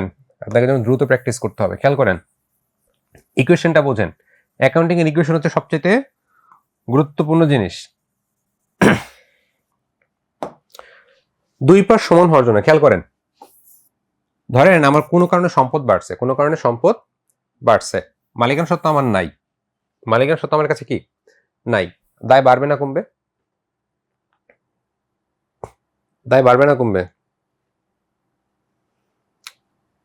এই পাশ যদি আমার বাড়ে, এই পাশ আমার অবশ্যই কি হবে? এই পাশও বাড়তে হবে, এই পাশও কি হবে? বাড়তে হবে। এই পাশ যদি কমে যায়, দায়ও কি হবে? কমে যাবে, দায়ও কমবে। একইভাবে ধরেন দায় নাই, সম্পদ বাড়ছে, মালিকানা সত্ত্ব কি হবে? বাড়বে না কমবে? বাড়বে। এই পাশ বাড়লে এই পাশও কি করতে হবে? বাড়াইতে হবে। একইভাবে সম্পদ যদি কমে যায়, মালিকানা সত্ত্ব কমাইতে হবে। মালিকানা সত্ত্ব কি করবে? কমাইতে হবে। আচ্ছা, এখন ধরেন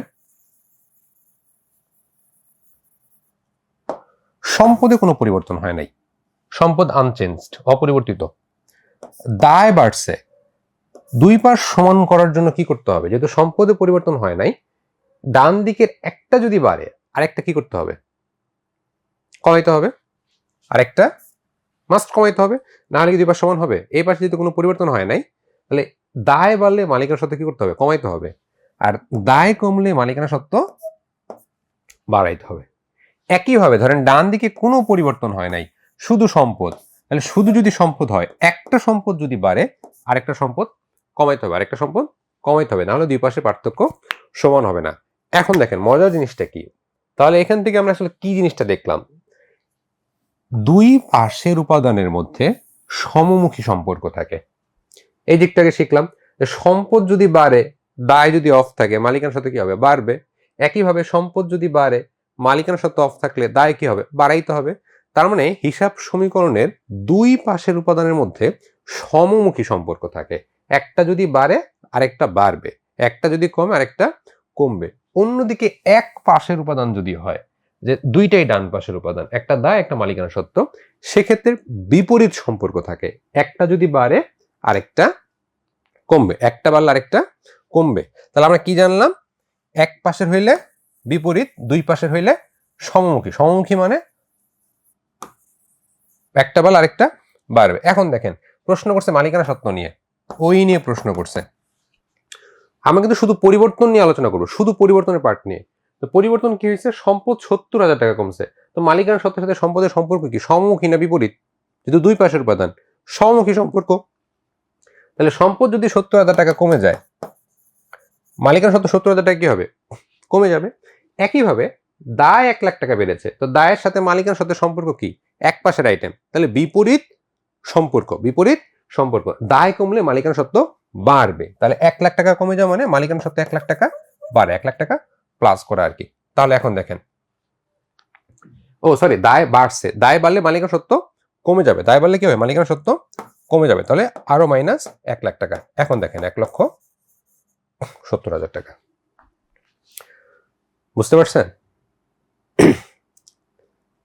তাহলে এইভাবে আমরা শর্টকাটে করে ফেলতে পারবো যে মালিকানা সত্ত্বের পরিবর্তন জিজ্ঞেস করছে, যে আমার সম্পদ কি হয়েছে, কমছে না বাড়ছে।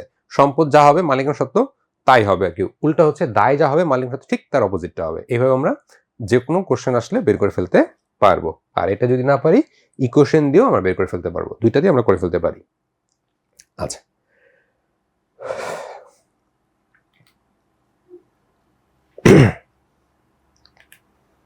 এটা কি হবে বলেন?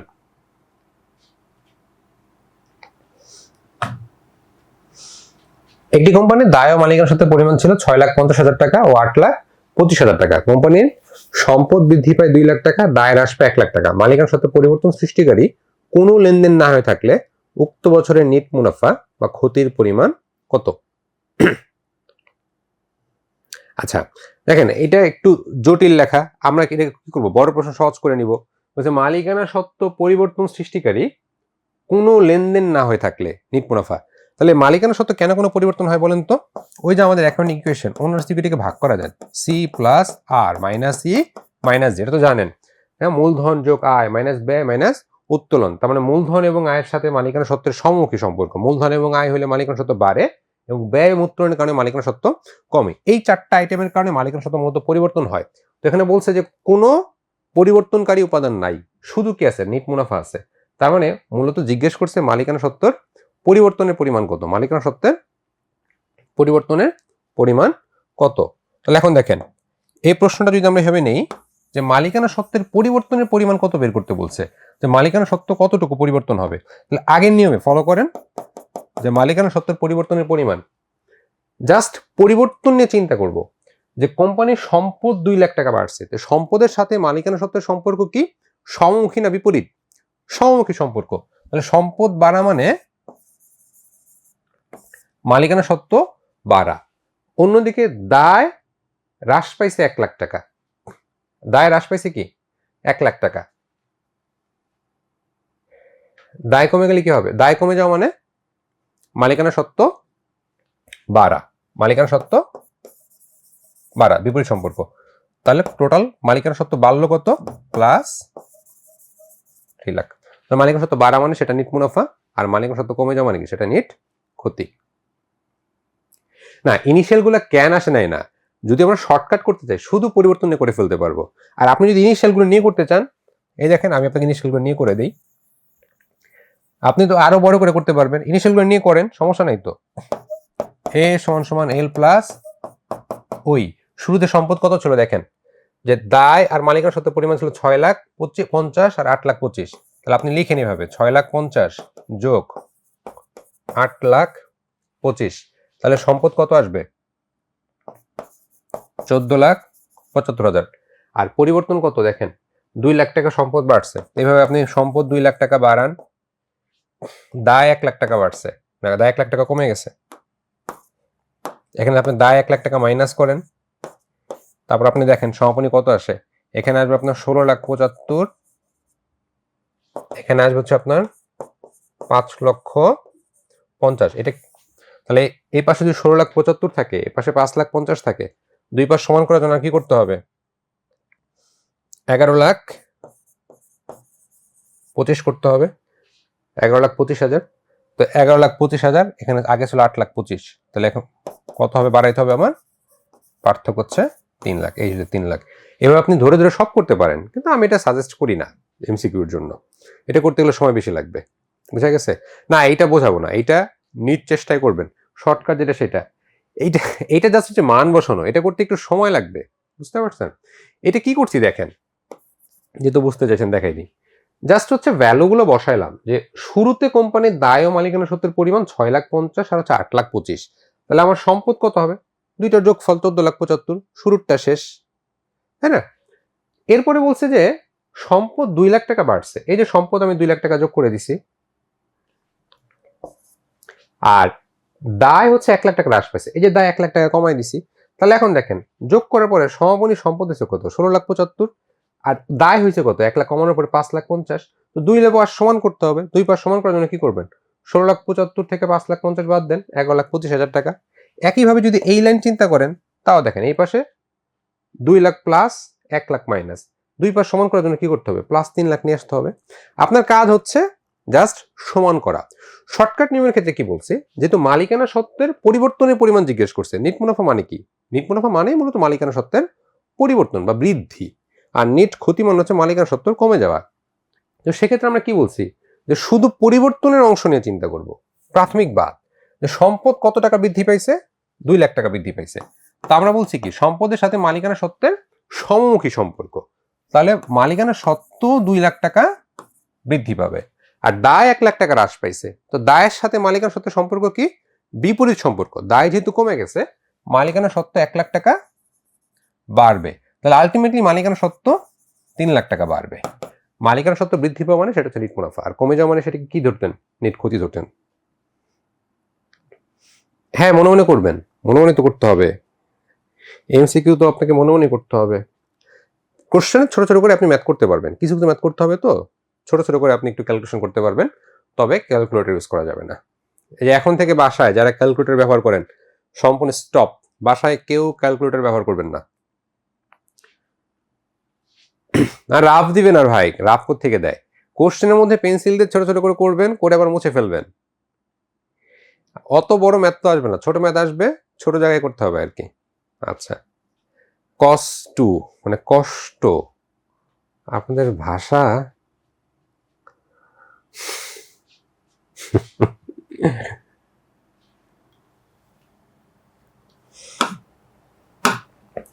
আচ্ছা, লেনদেনের বৈশিষ্ট্য না, এটা পারবেন, এটা নিয়ে আর কথা না বাড়াই, অন্য টপিকে চলে যাই।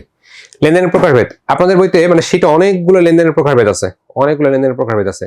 এই আপনারা এই পাকনামিটা কি করে, a participant has asked you to start AI company on, এই উল্টাপাল্টা চাপাচাপি কে করেন আপনারা?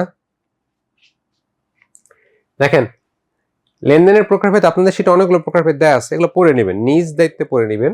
যেহেতু এই তিনটা এখানে লিখে নিয়ে আসছি, তার মানে এই তিনটা থেকে প্রশ্ন হয়, ঠিক আছে?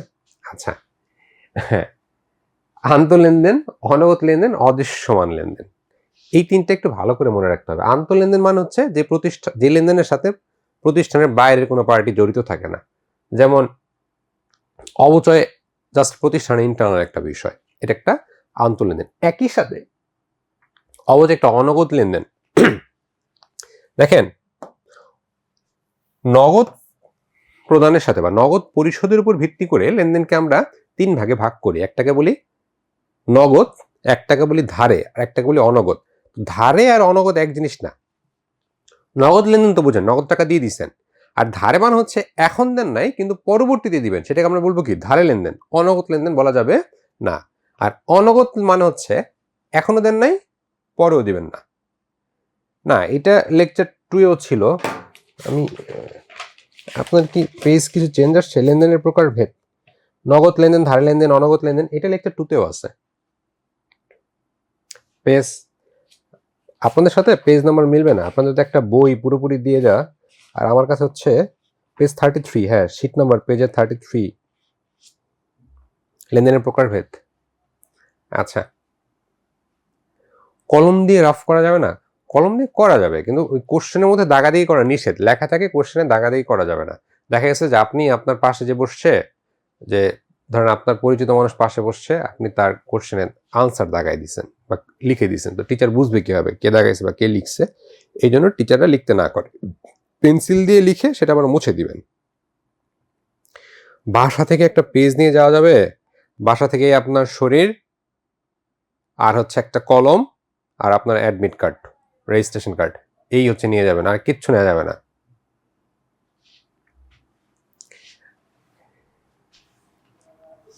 আচ্ছা, আর অদৃশ্যমান লেনদেন হচ্ছে যে লেনদেনগুলো দেখা যায় না। এই ঘড়ি সমস্যা জিনিস, দেখেন মানে কত সমস্যা, ঘড়ি নিতে দেয় না। আপনার হচ্ছে অ্যানালগ ঘড়ি যেগুলো, সেগুলো কোনো কোনো হলে নিতে দেয়, কোনো কোনো হল হচ্ছে সেগুলোও নিতে দেয় না। ডিজিটাল ঘড়ি কোনোভাবেই নিতে দেয় না আর কি। সাধারণত ক্লাসে ঘড়ি থাকে, আর অধিকাংশ ক্লাসে যদি কপাল খুব ভালো হয় দেখবেন ক্লাসে ঘড়ি নাই, তো টিচাররা তখন একটু পরপর বলবে, 10 মিনিট 15 মিনিট পরপর বলবে আর কি। না, ব্রেন তো সবাই নিয়ে যায় না, অনেকে তো ব্রেন বাসায় রেখে যায়। ব্রেন যদি সবাই এক্সাম হলে নিয়ে যেত তাহলে তো সবাই চান্স পেয়ে যেত। তা আপনি দোয়া করবেন শুধু আপনার ব্রেনটা যেন সাথে যায়, বাকিদেরটা যেন থেকে যায় বাসায়। এই শরীরে দাগাদাগি করবেন না, সিরিয়াসলি। এই গায়ে দাগাদাগি করলে কিন্তু এক্সপেল করে দিবে অ্যাডমিট কার্ডের পেছনে। আরে ভাই, রাফ নিয়ে পড়ছেন কেন? এক জায়গায় কইলেন, সমস্যা নাই। আচ্ছা, তো এইটা একটু দেখে নেবেন আর কি। এটা জাস্ট কোনটা কোন ধরনের লেনদেন, এখান থেকে মাঝে মাঝে দু একটা প্রশ্ন আসে।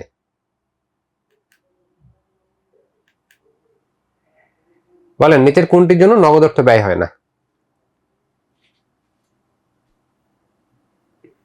এই প্রথমে সানজিদে বলে ফেলছেন ডি, পরে একজন বলছে সি সি সি, মানে ছি ছি ছি, 3 বার সি বলছেন। অগ্রিম প্রদত্ত বিমা, সর্বনাশ। বিমা অগ্রিম দিচ্ছেন, এমনিতে তো টাকা না দিলে অগ্রিম হবে না, টাকা না দিলে অগ্রিম কেমন হইলো? তো সঠিক উত্তর হবে কোনটা? সঠিক উত্তর হবে হচ্ছে ডি। তাহলে যিনি উত্তর করছেন ছি, আপনাকে সত্যি সত্যি হচ্ছে একটা সিসি জানানো হইল। তো সঠিক উত্তর হবে কোনটা? অবচয়। অবচয়ের জন্য আমাদের কোনো ধরনের নগদ অর্থ ব্যয় হবে না।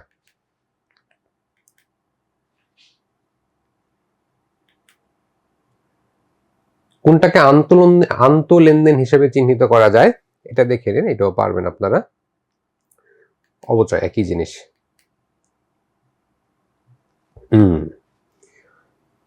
এখন আসেন, এই চ্যাপ্টারের মানে এই শীটটা হচ্ছে কি অনেক গুরুত্বপূর্ণ। এই শীট থেকে 2 থেকে 3টা কোশ্চেন থাকে, ঠিক আছে, এবং খুবই গুরুত্বপূর্ণ টপিক। একটা গুরুত্বপূর্ণ টপিক আমরা শেষ করে ফেলছি, সেটা হচ্ছে হিসাব সমীকরণ, যেখান থেকে কোশ্চেন আসবে মাস্ট। আরেকটা টপিক হচ্ছে যে কালীন ও নিত্য মজুদ পদ্ধতি।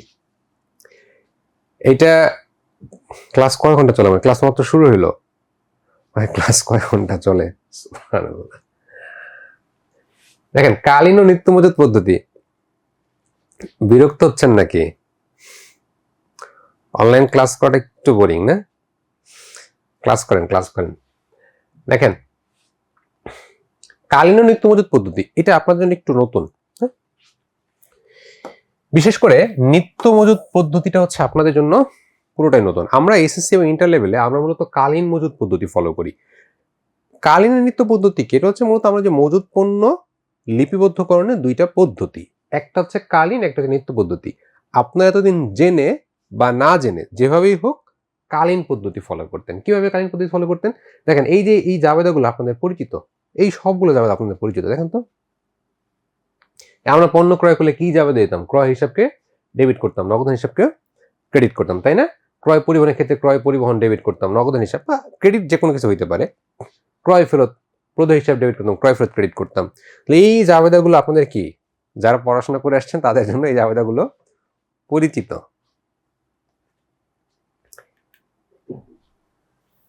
এগুলো আমরা জানি। এই জাবেদাগুলো দেখেন তো, চেনা চেনা লাগে কিনা?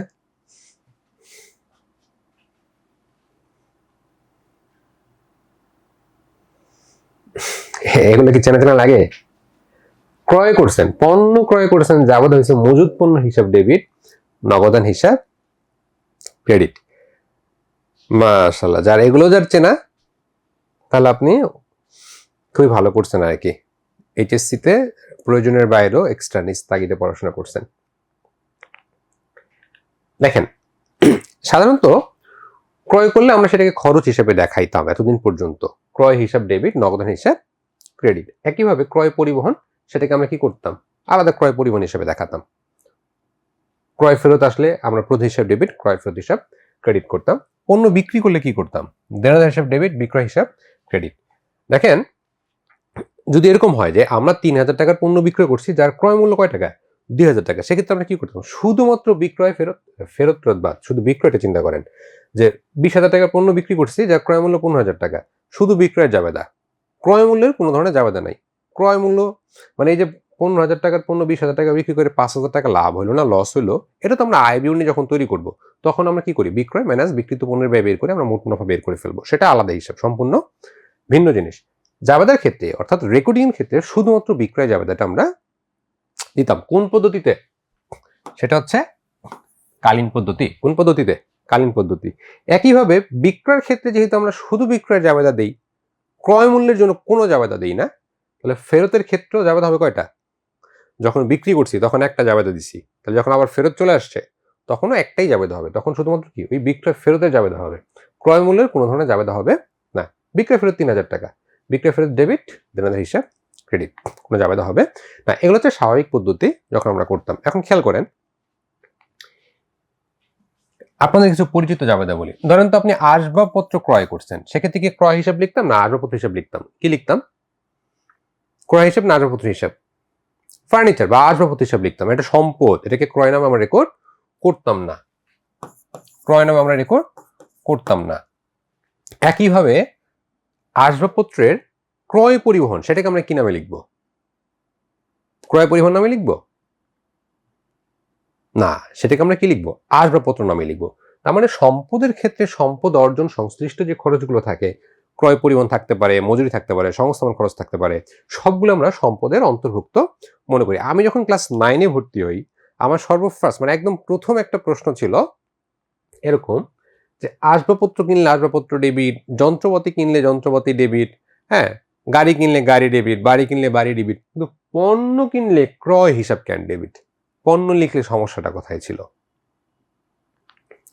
তো তখন আমার স্যার আমাকে মুখস্থ করাই দিছে যে পণ্য অর্থাৎ ব্যবসায়ের রেগুলার যে প্রোডাক্ট সেটা কিনলে সেটাকে আমরা ক্রয় হিসাব নামে লিখবো, সেটাকে আর পণ্য নামে লেখা যাবে না। এই সবগুলো হচ্ছে সম্পদ, আসবাবপত্র যন্ত্রপাতি যাই কিনি না কেন সব সম্পদ, শুধুমাত্র পণ্য কিনলে পণ্য সম্পদ না, পণ্য হয়ে যাবে কি? খরচ। পণ্য হয়ে যাবে খরচ। তো সেই সিলসিলায় আপনারাও এটাই শিখে আসছেন। নিত্য মজুত পদ্ধতি আমাদেরকে বলে যে ভাই, আসবাবপত্র যন্ত্রপাতি এগুলো থেকে যেমন ফিউচারে বেনিফিট পাবা, পণ্য থেকেও ফিউচারে বেনিফিট পাবা, এগুলো ফিউচারে বিক্রি করে দিবা, কিছু জিনিস থাকবে, এইটাও তোমার সম্পদ। এটাও কি? এটাও সম্পদ, এটা বিক্রির জন্য কিনছো, তারপর এটাও কি? সম্পদ। ঠিক আছে, এটাও আপনার সম্পদ। তাহলে যেহেতু পণ্য একটা সম্পদ, তাহলে আমরা যখন ক্রয় করব তখন কি নামে লিখবো? পণ্য হিসাব। পণ্য হিসাব তো লিখি না, সেটাকে আমরা সুন্দর করে কি লিখি? মজুদ পণ্য নামে লিখি। যখন ক্রয় করব তখন কি লিখবো? মজুদ পণ্য হিসাব ডেবিট, নগদান হিসাব ক্রেডিট। এখন দেখেন, যেহেতু পণ্য ক্রয়কে আমরা সম্পদ হিসাবে দেখাইতেছি, তাহলে এই সংশ্লিষ্ট যত খরচ থাকবে, এই যে ক্রয় পরিবহন বলেন, ক্রয় ফেরত বলেন, সবগুলো কি হয়ে যাবে? সবগুলো সম্পদের অংশ হয়ে যাবে। সবগুলো ক্ষেত্রে কি লিখতে হবে? মজুদ পণ্য লিখতে হবে। ঠিক আছে, এই জন্য নিত্য মজুদ পদ্ধতিতে সেটাকে আমরা কি করছি? পণ্য ক্রয় করে তখন আমরা ক্রয় হিসাব লিখি নাই, তখন কি হিসাব হয়ে গেছে? নিত্য মজুদ পদ্ধতিতে এটা সম্পদ হিসাবে রেকর্ড করছি, মজুদ পণ্য হিসাবে রেকর্ড করছি। মজুদ পণ্য ডেবিট, নগদ হিসাব ক্রেডিট। একইভাবে যখন ক্রয় পরিবহন বা আমদানি শুল্ক যে দিব, এটার ক্ষেত্রে আর আমরা কি করবো না? ক্রয় পরিবহন বা আমদানি শুল্ক লিখবো না, কারণ সম্পদের ক্ষেত্রে ওই যে আসবাবপত্রের ক্ষেত্রে আমরা পড়ে আসছি, সম্পদ মানে সম্পদের সংশ্লিষ্ট সমস্ত খরচ সম্পদের অংশ, মজুদ পণ্য নামে কি করবো? ডেবিট করে দিব। একইভাবে যেহেতু ক্রয় লিখি নাই, ক্রয় হিসাব নামে আমার কোনো হিসাব নাই, তাহলে ক্রয় ফেরত বলেও আমার কোনো কিছু কি থাকবে না? হিসাব থাকবে না। ক্রয়ের জন্য যখন মজুদ পণ্য ডেবিট করছি, একদম সহজ হিসাবে মজুদ পণ্য আসছে, মজুদ পণ্য ডেবিট করে দিছি, মজুদ পণ্য চলে গেছে, মজুদ পণ্য ক্রেডিট করে দিছি। দেখেন বাকিটুকু পরে, এইটুকু বোঝেন। এটার কারণ কি? আমি যখন মজুদ পণ্য নামে কোনো হিসাব রেকর্ড করি না, ক্রয় হিসাব দেখাইছি, ক্রয় হিসাবকে খরচের অংশ হিসাবে দেখাই, বছর শেষে গিয়ে যখন আমি সমাপনী মজুদ পণ্য বের করতে চাই, আমার সমাপনী মজুদ পণ্য লাগে না বছর শেষে চূড়ান্ত হিসাব তৈরি করতে গেলে? আমার তো দরকার হয়, বিক্রিত পণ্যের ব্যয় বের করার জন্য আমার সমাপনী মজুত পণ্য দরকার হয়। তো তখন আমি সমাপনী মজুতটা কোথা থেকে পাই? এই এখানে তো কোনো মজুত পণ্যের হিসাব নাই, আছে? নাই। আমি কি করি? বিক্রিত পণ্যের ব্যয় কিভাবে বের করি? প্রারম্ভিক মজুত মানে বছরের শুরুতে কত টাকা ছিল যোগ ক্রয় মাইনাস সমাপনী মজুত, তাহলে কি বের হবে? বিক্রিত পণ্যের ব্যয়। এইটা হবে, এটাই তো আমরা করে আসছি। এখন আমরা বলেন এই যে সমাপনী মজুত, এটা কোথায় পান, কোত্থেকে আসছে?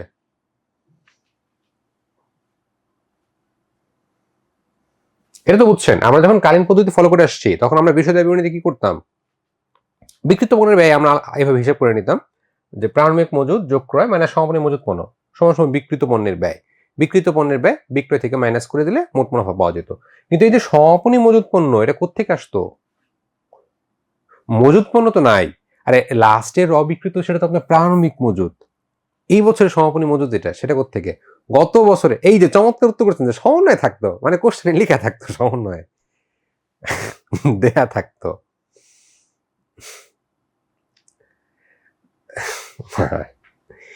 দেয়া থাকতো না, পরীক্ষার জন্য দেয়া থাকতো, কিন্তু আপনি যখন প্র্যাকটিস করবেন তখন সমাপনী মজুত কোত্থেকে? আবার সমন্বয় থাকতো। শোনেন, সমাপনী মজুত আমরা স্টোরে গিয়ে গুনতাম, গুদাম ঘরে গিয়ে গুনে দেখতাম যে কয়টা অবিকৃত পণ্য আছে বা আবার স্টোরে কতটুকু পণ্য আছে। বুঝতে পারছেন? সমন্বয় থাকতো, দেয়া থাকতো। তো কালীন পদ্ধতিতে কি করা হয়? স্যার ওইটাই বলেছিলাম। কোত্থেকে বলছেন? তাহলে কালীন পদ্ধতিতে কি করা হয়? কালীন পদ্ধতিতে মজুদ থেকে, কালীন পদ্ধতিতে মূলত বছর শেষে আমি আমার স্টোর হাউসে বা ওয়্যার হাউসে গিয়ে আমি গণনা করে দেখি যে আমার আসলে কত টাকার প্রোডাক্ট অবিকৃত অবস্থায় আছে। দেখলাম যে আমার এখনো 5,000 প্রোডাক্ট এখন আমার স্টোরে রয়েছে, ওইটাকে আমি মজুত পণ্য হিসেবে ধরে এখানে ভ্যালুটা বসাই। বোঝা গেছে? এখন পরীক্ষায়, আপনার পরীক্ষার খাতায় তো আর মজুত পণ্য মানে গুদাম ঘর একাই দেওয়া সম্ভব না। এই জন্য আপনাকে যিনি পরীক্ষক বা যিনি প্রশ্ন করেন তিনি আপনাকে লিখে দেয়। ওই অবিকৃত অংশটা কোথায়? আমরা আমাদের গুদাম ঘরে গিয়ে দেখে আসে কতটুকু অবিকৃত আছে। মানে এটাকে বলা হয় ফিজিক্যাল কাউন্ট। আমরা সশরীরে উপস্থিত হয়ে আমরা পণ্য গণনা করে দেখি, ধরে ধরে ধরে ধরে গুনে দেখি যে কতটুকু প্রোডাক্ট আছে, ওয়ান বাই ওয়ান কাউন্ট করি। সেটাকে আমরা কি ধরি? সেটাকে আমরা মজুত পণ্যের হিসাব ধরে নেই। বোঝা গেছে? আচ্ছা, এখন ধরেন আপনার গুদাম ঘরের যিনি পাহারাদার তিনি খুব সৎ, হ্যাঁ, তো মাঝে মধ্যে নিজের মনে করে জিনিসপত্র বাইরে বিক্রি করে দেয়, নিয়ে যায়। তা আপনি আমাকে বলেন, বছর শেষে আপনি জাস্ট গুনে দেখবেন কয়টা প্রোডাক্ট আছে। এখন তিনি যদি খুব পরিমাণে সৎ হয় আর নিজের মনে করে, আবার আপনাদের মেসেজ চলে গেছে, 1 মিনিট।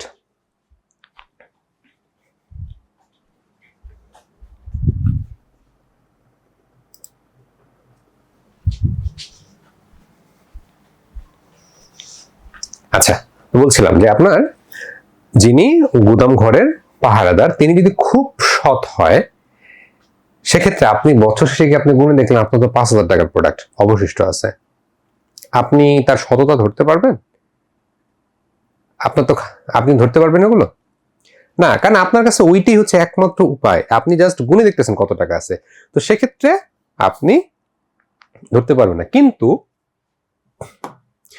নিত্য পদ্ধতিতে যখন আপনার কি থাকবে, মজুত পণ্য নামক একটা লেজার থাকবে, একটা খতিয়ান আছে আপনার, আপনি কি করেন?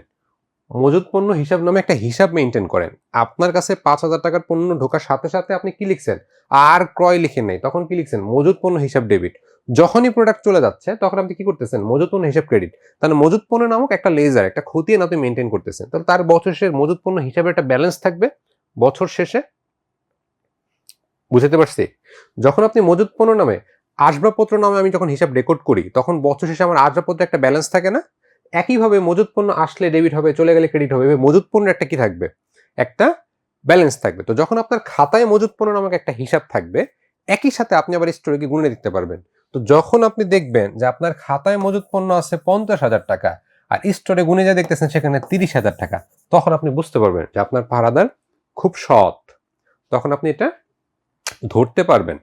অর্থাৎ নিত্য মজুত পদ্ধতিতে মজুত পণ্য নামক আলাদা হিসাব সংরক্ষণ করার কারণে মজুত পণ্যের উপর কন্ট্রোল বাড়ে। কি বাড়ে? মজুত পণ্যের উপর কন্ট্রোল বাড়ে এবং চুরি দুর্নীতি এগুলো রোধ করা যায়। এটা মনে রাখবেন, এটার উপর কি হয়? কন্ট্রোল বাড়ে। এই জন্য বর্তমানে সমস্ত কোম্পানি মূলত নিত্য মজুত পদ্ধতিটাই ফলো করে, কালীন পদ্ধতি ফলো করে না। আপনারা ইন্টার লেভেল পর্যন্ত যেটা ফলো করে আসছেন সেটা কালীন, ওইটা ভুলে যেতে হবে। এখন থেকে আমরা সবসময় নিত্য মজুত পদ্ধতি ফলো করব। তো মজুত পণ্য নামক আমাদের আলাদা লেজার থাকে। মজার বিষয় হচ্ছে কালীন পদ্ধতিতে বিক্রিত পণ্যের ব্যয় আমাকে হিসাব করে বের করতে হয়েছে। নিত্য মজুত পদ্ধতিতে প্রত্যেকটা বিক্রয়ের পরে আমার বিক্রিত পণ্যের ব্যয় নামক আবার আরেকটা হিসাব থাকে, বিক্রিত পণ্যের ব্যয় নামক আরেকটা হিসাব থাকে। এখন ক্রয়ের হিসাব তো তিনটা তো বুঝতে পারছেন, তাই না? ক্রয় করলে মজুত পণ্য ডেবিট, ফেরত আসলে মজুত পণ্য ক্রেডিট হয়ে যাবে ক্রয় ফেরত হইলে। বিক্রয়ের ক্ষেত্রে কি হবে দেখেন, বিক্রয়ের ক্ষেত্রে নিত্য মজুত পদ্ধতিতে দুইটা জাবেদা হয়। কয়টা জাবেদা হয়? দুইটা। একটা সেম, যেটা বিক্রয়ের অংশ সেটা হচ্ছে কি সেম জাবেদা। 20,000 টাকা বিক্রি করছেন, দেনাদার 20,000 ডেবিট, বিক্রয় হিসেবে 20,000 টাকা ক্রেডিট। এটা কালীন এবং নিত্যতে কোনো পার্থক্য হবে না। পাশাপাশি বিকৃত পণ্যের ক্রয় মূল্য যেটাকে আমরা বলি বিকৃত পণ্যের ব্যয়, এইটার জন্য একটা জাবেদা দিতে হবে। কেন? ওই যে মজুত পণ্য বিক্রির ফলে তো মজুত পণ্য চলে গেছে, বিক্রয়ের জন্য একটা জাবেদা দিচ্ছেন, দেনাদার বাড়লো, বিক্রয় আয় হলো, এটা আবার মজুত পণ্য যে চলে গেল সেটার জন্য আবার আরেকটা জাবেদা দিতে হয়। সেটাকে আমরা কি বলি? বিকৃত পণ্যের ব্যয় ডেবিট, মজুত পণ্য ক্রেডিট। তাহলে বিক্রির ক্ষেত্রে কয়টা জাবেদা হবে? দুইটা। একটা বিক্রির জন্য, আরেকটা হচ্ছে বিকৃত পণ্যের ব্যয়ের জন্য বা বিকৃত পণ্যের ক্রয় মূল্য বাবদ। বিকৃত পণ্যের ব্যয় ডেবিট এবং মজুত পণ্য ক্রেডিট। যেহেতু বিক্রির জন্য দুইটা জাবেদা, যখন বিক্রি ফেরত আসবে, ফেরত মানে কি ঠিক বিক্রয়ের উল্টাটা হয়, তখন আমাকে কয়টা জাবেদা দিতে হবে? দুইটা। একটা হচ্ছে এইটার অপোজিট, এটা হচ্ছে এইটা। এই দেনাদার হিসাব ক্রেডিট করে বিক্রয় হিসাব, বিক্রয় হিসাব আমরা না লিখে বিক্রয় ফেরত লিখি, বিক্রয়ের বিপরীত হিসাব। বিক্রয় ফেরত ডেবিট, দেনাদার হিসাব ক্রেডিট, প্রথমটার উল্টা, এবং দ্বিতীয়টাকেও কি করতে হবে? রিভার্স করে দিতে হবে, উল্টা করে দিতে হবে। মজুত পণ্য ডেবিট, বিকৃত পণ্যের ব্যয় ক্রেডিট। একদম সহজ করে বললাম, বিক্রয়ের ক্ষেত্রে দুইটা জাবেদা হয়। একটা হচ্ছে বিক্রয়ের জন্য, আর একটা হচ্ছে বিকৃত পণ্যের ক্রয় মূল্যের জন্য। বিক্রয়ের জন্য অ্যাজ ইউজুয়াল যে জাবেদা আমরা দিয়ে আসি সেটাই হবে। আর এই যে ক্রয় মূল্য আছে, জাস্ট এটা মনে রাখেন যে বিকৃত পণ্যের ব্যয় ডেবিট আর মজুত পণ্য ক্রেডিট করতে হয়, অ্যামাউন্টটা হবে ক্রয় মূল্য। যেহেতু বিক্রয়ের দুইটা জাবেদা, বিক্রয় ফেরতের ক্ষেত্রেও দুইটা জাবেদা হবে। একটা হচ্ছে বিক্রয় ফেরতের স্বাভাবিক যে জাবেদা, আর একটা হচ্ছে এই যে মজুত পণ্য যে চলে আসলো, একই সাথে আপনার কি হয়ে গেল? বিকৃত পণ্যের ব্যয় বিক্রয় করলে বাড়ে, আর ফেরত আসলে বিকৃত পণ্যের ব্যয়টা কি হবে? কমে যাবে। তাই মজুত পণ্য ডেবিট, বিকৃত পণ্যের ব্যয় ক্রেডিট। মানে এইটাকে ঠিক জাস্ট উল্টাই দিব, বিক্রি জাবেদাকে উল্টাই দিব। তাহলে বিক্রয় ফেরতের ক্ষেত্রে আমরা কয়টা জাবেদা দিব? দুইটা জাবেদা দিব। এখন বলেন বোঝা গেছে কিনা? এখন দেখেন এখান থেকে কি কি প্রশ্ন আসে। একটা তো প্রশ্ন আসবে যে জাবেদা করো, জাবেদা করতে দিতে পারে, সেটা একটা প্রশ্ন। আরেকটা প্রশ্ন হতে পারে যে কালীন পদ্ধতি ফলো করলে আমাদের কোন কোন হিসাব থাকে, আমাদের হিসাবে কোন কোন খতিয়ান থাকে বা কোন কোন হিসাব মেনটেন করি আমরা। ক্রয় হিসাব নামে হিসাব থাকবে, ক্রয় পরিবহন থাকবে, ক্রয় ফেরত থাকবে, ক্রয় বার্তা থাকবে কালীন পদ্ধতি ফলো করলে। অন্যদিকে নিত্য পদ্ধতি ফলো করলে আমাদের কোনো ধরনের ক্রয় থাকবে না, ক্রয় বার্তা থাকবে না, ক্রয় পরিবহন থাকবে না, ক্রয় ফেরত থাকবে না। বিক্রয় ফেরত কিন্তু থাকবে, বিক্রয়ের সাথে কোনো সম্পর্ক না, ঠিক আছে? কিন্তু নিত্য পদ্ধতিতে আবার দেখেন বিকৃত পণ্যের ব্যয় নামক হিসাব থাকবে, মজুত পণ্য নামক হিসাব থাকবে। কিন্তু কালীন পদ্ধতিতে বিকৃত পণ্যের ব্যয় বা মজুত পণ্য নামক কোনো ধরনের হিসাব আমাদের থাকবে না। তাহলে একটা প্রশ্ন সবচেয়ে বেশি যেটা আসে সেটা হচ্ছে যে কালীন পদ্ধতি ফলো করলে নিচের কোন হিসাবটি রেওয়া মিলে থাকবে, রেওয়া মিলে দেখা যেতে পারে, অথবা ব্যবসার হিসাবে থাকবে অথবা থাকবে না, এরকম একটা প্রশ্ন আসে। আর একটা প্রশ্ন আসে সেটা হচ্ছে আপনার জাবেদা করো, এটা। আরেকটা প্রশ্ন সেটাই আসে, সেটা হচ্ছে এরকম, তাতে বলা হচ্ছে ধারে পণ্য ক্রয়, ধারে পণ্য ক্রয় 10,000 টাকা, এর ফলে হিসাব সমীকরণে কি প্রভাব পড়লো? তো আপনি যদি ক্রয়কে কালীন ধরেন তাহলে ক্রয় একটা খরচ, মালিকানা সত্ত্বের পরিবর্তন হয়ে যাবে। তো যদি কিছু বলে না দেয় সেক্ষেত্রে আমরা কি করব? আমরা নিত্য মজুত চিন্তা করব। কোনটা চিন্তা করব? অ্যাডমিশন ফেজ থেকে বাকি জীবন আমরা কি চিন্তা করব? নিত্য মজুত চিন্তা করব। তাহলে ক্রয়কে তখন আমরা সম্পদ চিন্তা করে সম্পদকে বাড়াই দিব। একবার সম্পদ বাড়বে, একবার দায় বাড়বে। বোঝা গেল? এটা যেন মাথায় থাকে আর কি। আচ্ছা, তো দেখেন তারপরটা দেখেন, বলেন কি হবে?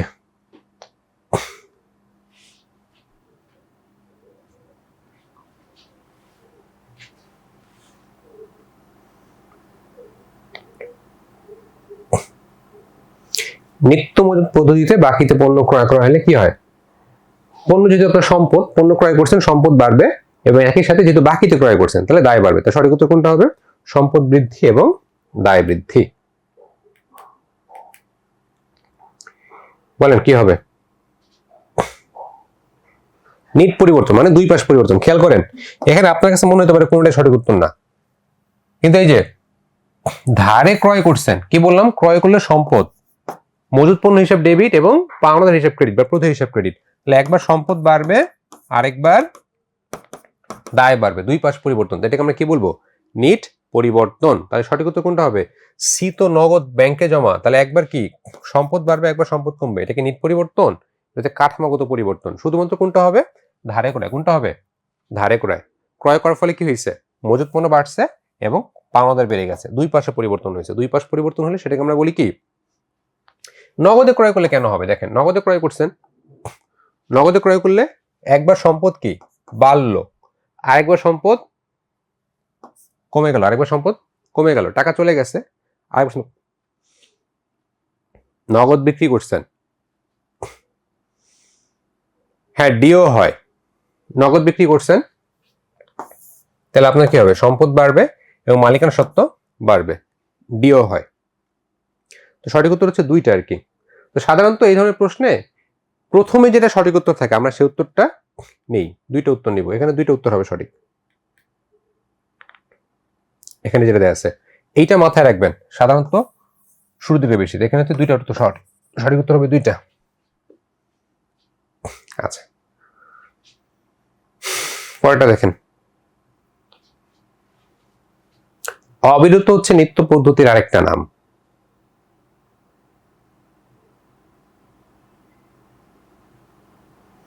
এই যে বলছেন বি হবে না, এতক্ষণ কি বুঝাইলাম? যে ধারে ক্রয়, সেটাকে কি ধরবেন? সম্পদ বিবেচনা করবেন, মজুত পণ্য ডেবিট, তাহলে একদিকে সম্পদ বাড়বে আর একদিকে পাওনাদার বাড়বে। তাহলে এটা কি হবে? নিম্নের কোন হিসাবটি ক্রেডিট করতে হয়? অবিরত মজুত পদ্ধতিতে ক্রয়কৃত পণ্য ফেরত দিলে কোন হিসাবটি ক্রেডিট করতে হয়?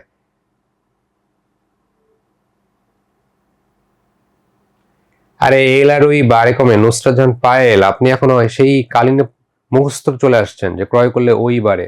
ক্রয়ের সাথে ওইর এখন কোনো সম্পর্ক নাই, সম্পর্ক সব সম্পদের সম্পর্ক। এই যে এটা আপনারা মজার বিষয় কি জানেন? এটার সঠিক উত্তর আপনাদের কারোটা হয় নাই।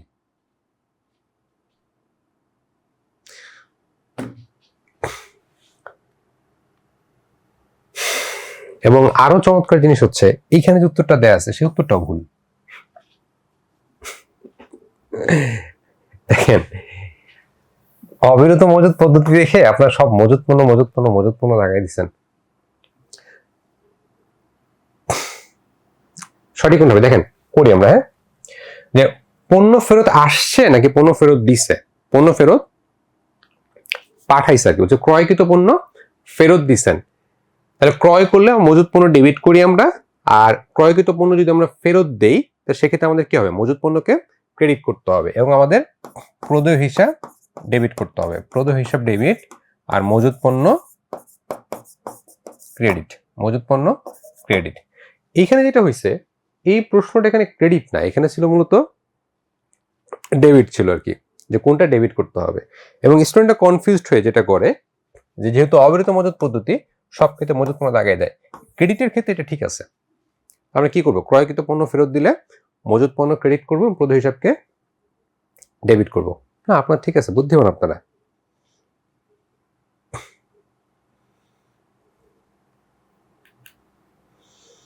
আচ্ছা, আমাদের নিত্যকালীন মজুত পদ্ধতি নিয়ে যাবতীয় আলোচনা শেষ। ঠিক আছে, ক্রয় নিয়ে প্যাঁচ লাগাবেন না। ক্রয় ক্ষেত্রে আপনি যেটা আগে যেটা পড়ে আসছেন যে ক্রয় করলে খরচ বা ব্যয় হয়, সেটা আমরা কালীন পদ্ধতিতে ওইটা ওইখানে রেখে আসব। এখন আমরা নিত্য মজুদ চিন্তা করব। সেক্ষেত্রে ক্রয় করলে ক্রয় হচ্ছে মজুত পণ্য নামক একটা সম্পত্তি বাড়বে। ঠিক আছে, এটা উত্তর বললাম তো, মজুত পণ্য আগেটার উত্তর।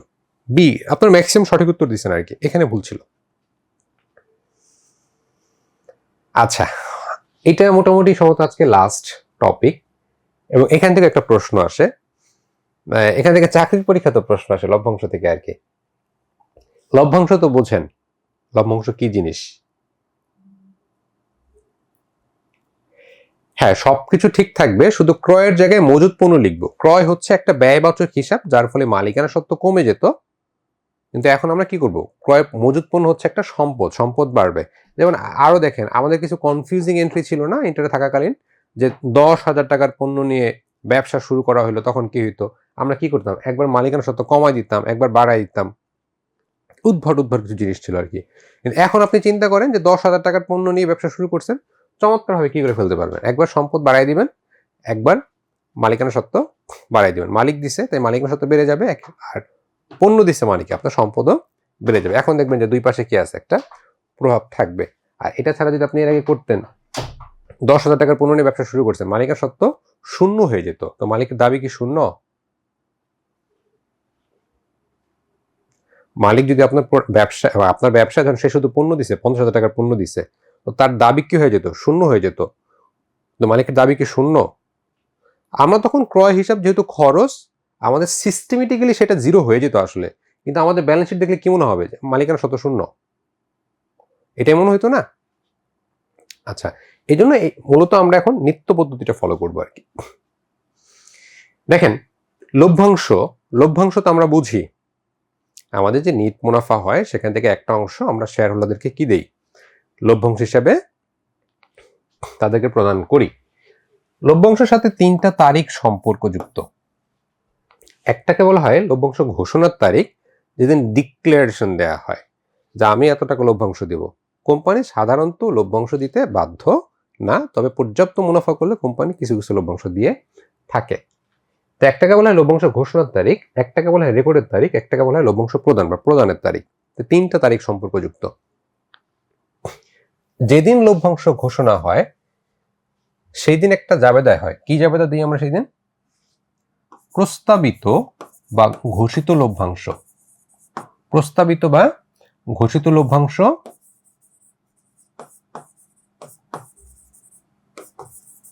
ডেবিট,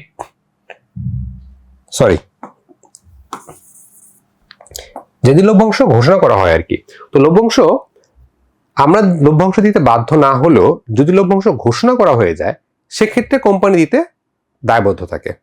আপনি যদি একবার ডিক্লেয়ার করে দেন যে আপনি 2 টাকা লভ্যাংশ দিবেন প্রতি শেয়ারে, সেক্ষেত্রে আপনাকে তখন আবার লভ্যাংশ দিতে হবে। তখন ঘোষণা করে দিলে সেটা আপনার জন্য দায় হয়ে যায়। ঠিক আছে? তো দায় বাড়লে সেটা আমার জন্য কি? ক্রেডিট। আর লভ্যাংশ দেওয়া হয় সংরক্ষিত তহবিল থেকে। লভ্যাংশ দেওয়া হয় কোত্থেকে? সংরক্ষিত তহবিল থেকে। নিট মুনাফা সংরক্ষিত তহবিলের অংশ। এই জন্য আমরা তখন ঘোষণা করলে আমরা আমাদের সংরক্ষিত আয়টাকে কমাই দিই, যে সংরক্ষিত আয় বা সংরক্ষিত তহবিল ডেবিট এবং প্রস্তাবিত লভ্যাংশ নামক একটা দায় রেকর্ড করি। প্রস্তাবিত লভ্যাংশ ক্রেডিট, একটা দায়কে আমরা রেকর্ড করলাম যে লভ্যাংশ দিব, আর আমাদের মালিকানা সত্ত্ব কমে গেল। তাহলে এদিন কি প্রভাব পড়লো? মালিকানা সত্ত্ব কমে যাবে এবং দায় বাড়বে। দায় বাড়বে। রেকর্ড করার দিনে কি জাবেদা হবে?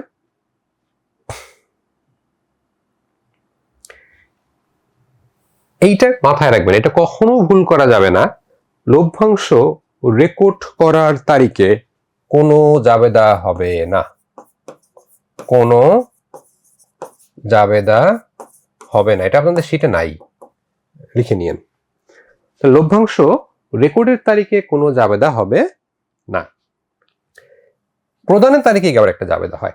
এই যে যেদিন ঘোষণা করলাম সেদিন প্রস্তাবিত লভ্যাংশ নামক একটা কি ছিল? আমি একটা দায় রেকর্ড করছিলাম না?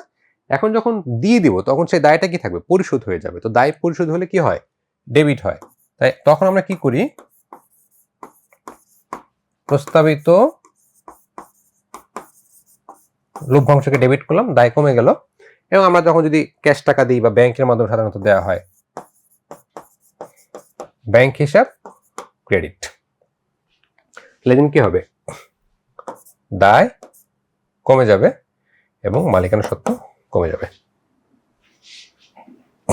আচ্ছা, তাহলে এখন আমাকে বলেন তো, রেকর্ডের দিন কোনো জাবেদা হবে না, কিন্তু রেকর্ড বলতে আমরা সাধারণত জাবেদা বুঝি, এই জন্য কনফিউশনটা হয় আর কি। তাহলে রেকর্ডের দিন মূলত আসলে কি রেকর্ড করা হয়, বা এটাকে রেকর্ডের তারিখ বলা হয় কেন? ওই দিন আসলে কি রেকর্ড করা হয়? এই দিন মূলত লভ্যাংশ ঘোষণা করার পরে মধ্যবর্তী একটা সময় মূলত রেকর্ড করা হয় যে শেয়ারটা কার কার কাছে আছে। শেয়ার তো কি অবাধ হস্তান্তরযোগ্য পাবলিক লিমিটেড কোম্পানির ক্ষেত্রে আমরা জানি, ম্যানেজমেন্টে পড়ে আসছেন, আপনি চাইলে শেয়ার যে কারো কাছে বিক্রি করে দিতে পারেন। এই তারিখে এসে মূলত কোম্পানি রেকর্ড করে যে এই শেয়ারটা কার কার কাছে আছে, মূলত লভ্যাংশটা সেই পাবে। অর্থাৎ কাকে কাকে কার কার নামে লভ্যাংশটা দেয়া হবে এই তারিখ এসে সেটা রেকর্ড করা হয়। যে রেকর্ডিং ডেট 15 তারিখ মানে এই 15 তারিখ যার কাছে শেয়ার থাকবে আমি তাকেই দিব। 25 তারিখ 20 তারিখ আমি লভ্যাংশ দিচ্ছি ঠিক আছে, কিন্তু আমার রেকর্ডিং ডেট 15 তারিখ, তার মানে 15 তারিখের পরে কেউ যদি লভ্যাংশ শেয়ারটা বিক্রি করে দেয়, শেয়ার বিক্রি করে দেয়, তারপরে সেই লভ্যাংশটা কে পেয়ে যাবে? 15 তারিখ যার কাছে থাকবে সেই এই শেয়ারের লভ্যাংশটা পাবে। তাহলে রেকর্ডের তারিখে মূলত শেয়ারটা কার কার কাছে আছে, অর্থাৎ কারা কারা লভ্যাংশ প্রাপ্য হবে, সেই শেয়ার হোল্ডারদের একটা তালিকা তৈরি করা হয়। হ্যাঁ, সংরক্ষিত তহবিল থেকে তো দেওয়া হয়। সংরক্ষিত আয় মানে কি? সংরক্ষিত আয় হচ্ছে মালিকানা সত্ত্ব একটা অংশ। সংরক্ষিত তহবিল মানে ভাই সেখানে টাকা জমা রাখছি, বিষয়টা এরকম না। সংরক্ষিত আয় কি? এই যে একটা দেখেন, সংরক্ষিত আয় অনেকভাবে বাড়তে পারে। সাধারণত সংরক্ষিত আয়ের মূল উপাদান হচ্ছে নিট মুনাফা। সেখান থেকে আমরা লভ্যাংশ দিয়ে দিলে বাকি টাকা থাকবে, সেটাকে আমরা কি বলি? অবন্টিত মুনাফা বা সংরক্ষিত আয় বলতে পারি। সেটাকে আমরা কি বলি? সংরক্ষিত আয় বলি। আমরা সমাপনী দাখিলা করছি না? সমাপনী দাখিলা, সেক্ষেত্রে আমরা কি করি? ওই যে নিট মুনাফাটাকে আমরা নতুন আরেকটা হিসাবে ট্রান্সফার করি। যেহেতু নিট মুনাফা বিশদ আয় বিবরণীর হিসাব, আমরা তো বিশদ আয় বিবরণীকে ক্লোজ করে দিই না?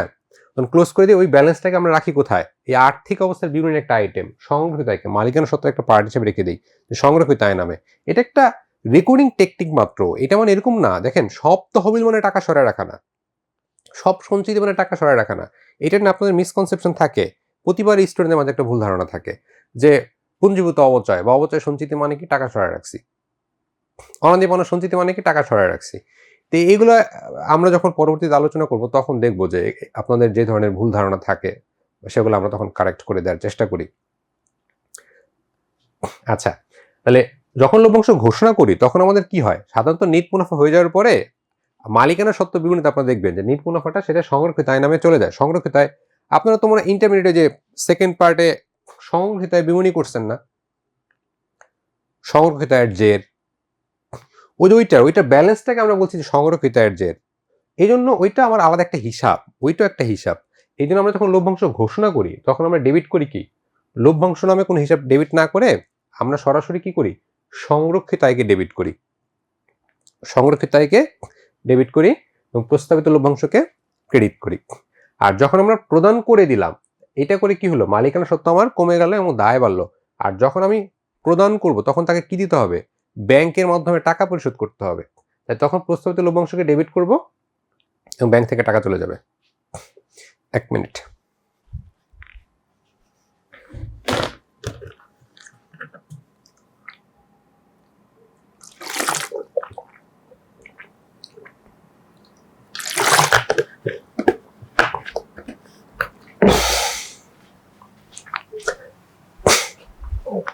দেখেন এটা বোঝা গেছে কিনা? আচ্ছা, শর্ট সিলেবাস তো কাজ হবে না। আচ্ছা, ডিসেম্বর 15 তারিখে কি করা হয়? ডিসেম্বর 15 তারিখে কোনো জাবেদা হয় না। ডিসেম্বর 15 তারিখে মূলত আমরা কি করি?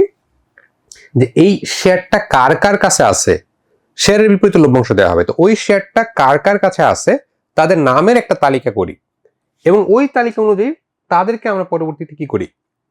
এই লভ্যাংশটা প্রদান করি। তাহলে রেকর্ডিং বলতে এখানে শেয়ার হোল্ডারদের, যেই যারা হোল্ডার, যারা ধারক, সেই ধারকদের একটা নামের তালিকা তৈরি করা হয় যে শেয়ারটা কার কার কাছে আছে। বোঝা গেছে? আচ্ছা, তো লভ্যাংশের ক্ষেত্রে আমরা দুই ধরনের লভ্যাংশের কথা জানি। একটাকে আমরা বলি নগদ লভ্যাংশ, যেটা নগদ টাকায় দিয়ে দেওয়া হয়, ব্যাংক হিসাব ক্রেডিট করছি, তাকে আমি নগদ পরিশোধ করে দিচ্ছি বা ব্যাংকের মাধ্যমে পরিশোধ করে দিচ্ছি।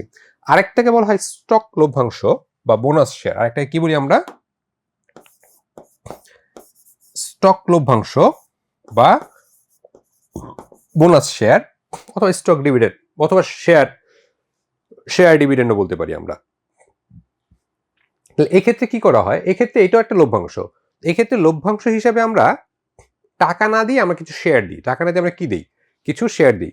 এইখান থেকে একটা প্রশ্ন প্রতিবার পরীক্ষাতে আসে, স্টক ডিভিডেন্ড বা বোনাস শেয়ার। যে আমরা কি করছি, লভ্যাংশ দিচ্ছি ঠিক আছে, কিন্তু টাকা দিই নাই। এটা সব মানে সেম থাকবে, লভ্যাংশ ঘোষণা সেম থাকবে, তারিখের দিন তো রেকর্ড কোনো জাবেদা হবে না। যখন জাস্ট প্রদান করবো, দেখেন এক্ষেত্রে কি আসবে, যেহেতু লভ্যাংশ দিয়ে দিছি, আমার প্রস্তাবিত লভ্যাংশ নামক দায় পরিশোধ হয়ে গেছে, তাই প্রস্তাবিত লভ্যাংশ ডেবিট হবে, এখানে কোনো পরিবর্তন নাই। কিন্তু আমি কি তাকে টাকা পরিশোধ করছি, আমি কি টাকা মানে ব্যাংক ক্রেডিট করতে পারবো? যেহেতু আমি টাকা পরিশোধ করি নাই, সেহেতু আমি ব্যাংক ক্রেডিট করতে পারবো না। তখন আমাকে কি ক্রেডিট করতে হবে? তখন জাস্ট যেহেতু নতুন করে আবার বাজারে শেয়ার ছাড়ছি, তাকে আমি কিছু শেয়ার দেওয়া হয়েছে, বাজারে নতুন করে শেয়ার ছাড়ার কারণে তখন আমাকে আবার শেয়ার ছাড়লে শেয়ার মূলধন ক্রেডিট করতে হয়। কাউকে শেয়ার দিলে বা বিক্রি করলে শেয়ার মূলধন হিসাব ক্রেডিট করতে হয়। তখন কি হবে? ওই বাড়বে। তখন কি হবে? ওই বাড়বে। তাহলে দেখেন, যেহেতু আমি নতুন করে শেয়ার ছাড়ছি, তাই কি হয়েছে, শেয়ার মূলধন ক্রেডিট হয়ে গেছে। তাহলে এখন এখানে দেখেন, একবার দায় বাড়লো, আবার দায় কমে গেল, তাহলে দায় তো শূন্য হয়ে গেছে। মালিকানা সত্ত্বের ক্ষেত্রেও একবার মালিকানা সত্ত্ব কমে, একবার মালিকানা সত্ত্ব বেড়ে গেছে। এই জন্য সবচেয়ে কমন যে প্রশ্নটা পরীক্ষায় আসে সেটা হচ্ছে যে বোনাস শেয়ার দিলে বা স্টক ডিভিডেন্ড দিলে মালিকানা সত্ত্বের কোনো ধরনের পরিবর্তন হয় না। খেয়াল করেন, সংরক্ষিত আয় নামক মালিকানা সত্ত্বের যে একটা উপাদান, সেই উপাদানটা বাড়বে, আর শেয়ার মূলধন নামক আরেকটা উপাদান কমে যাবে। তাহলে সংরক্ষিত আয় বাড়ে, সংরক্ষিত আয় কমে এবং মূলধন বাড়ে। আলটিমেটলি মালিকানা সত্ত্ব, মোট মালিকানা সত্ত্বর কোনো ধরনের পরিবর্তন হয় না।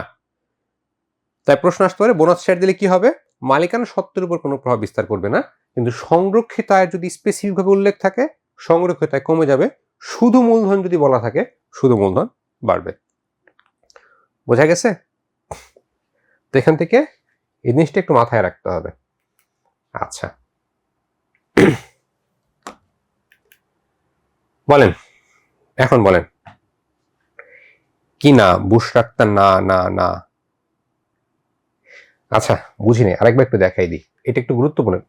দেখেন, যখন লভ্যাংশ হিসেবে শেয়ার প্রদান করছি তাকে, তাহলে বাজারে শেয়ার ছাড়ছে, তো যে কোনো কারণে বাজারে শেয়ার ছাড়লেই শেয়ার মূলধন ক্রেডিট, শেয়ার মূলধন ক্রেডিট। তাহলে এটা তো বুঝতে পারছেন। তাহলে জাবেদাগুলো তো বুঝতে পারছেন। ঘোষণার তারিখে জাবেদা সেম, সবসময় সেম হয়।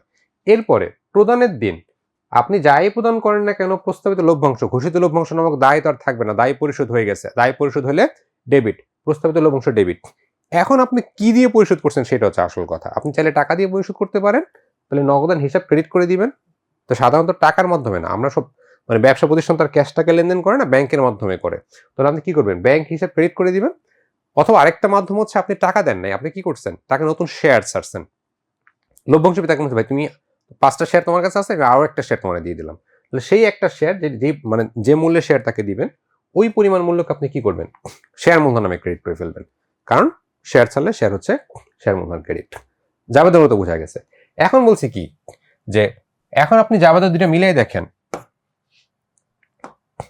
যে আমার একবার মালিকানা সত্ত্ব কমে গেছে আর একবার মালিকানা সত্ত্ব বাড়ছে, তো আলটিমেটলি মালিকানা সত্ত্বের উপর কোনো ধরনের প্রভাব নাই। তো এই জন্য বলা হচ্ছে যে বোনাস শেয়ারের ফলে মালিকানা সত্ত্বের উপর কোনো প্রভাব থাকে না। স্পেসিফিকলি যখন আমরা বলবো, তখন দেখবো সংরক্ষিত আয় কমে যাবে, মূলধন বাড়বে, কিন্তু ওভারঅল মালিকানা সত্ত্বের উপর কোনো প্রভাব থাকবে না।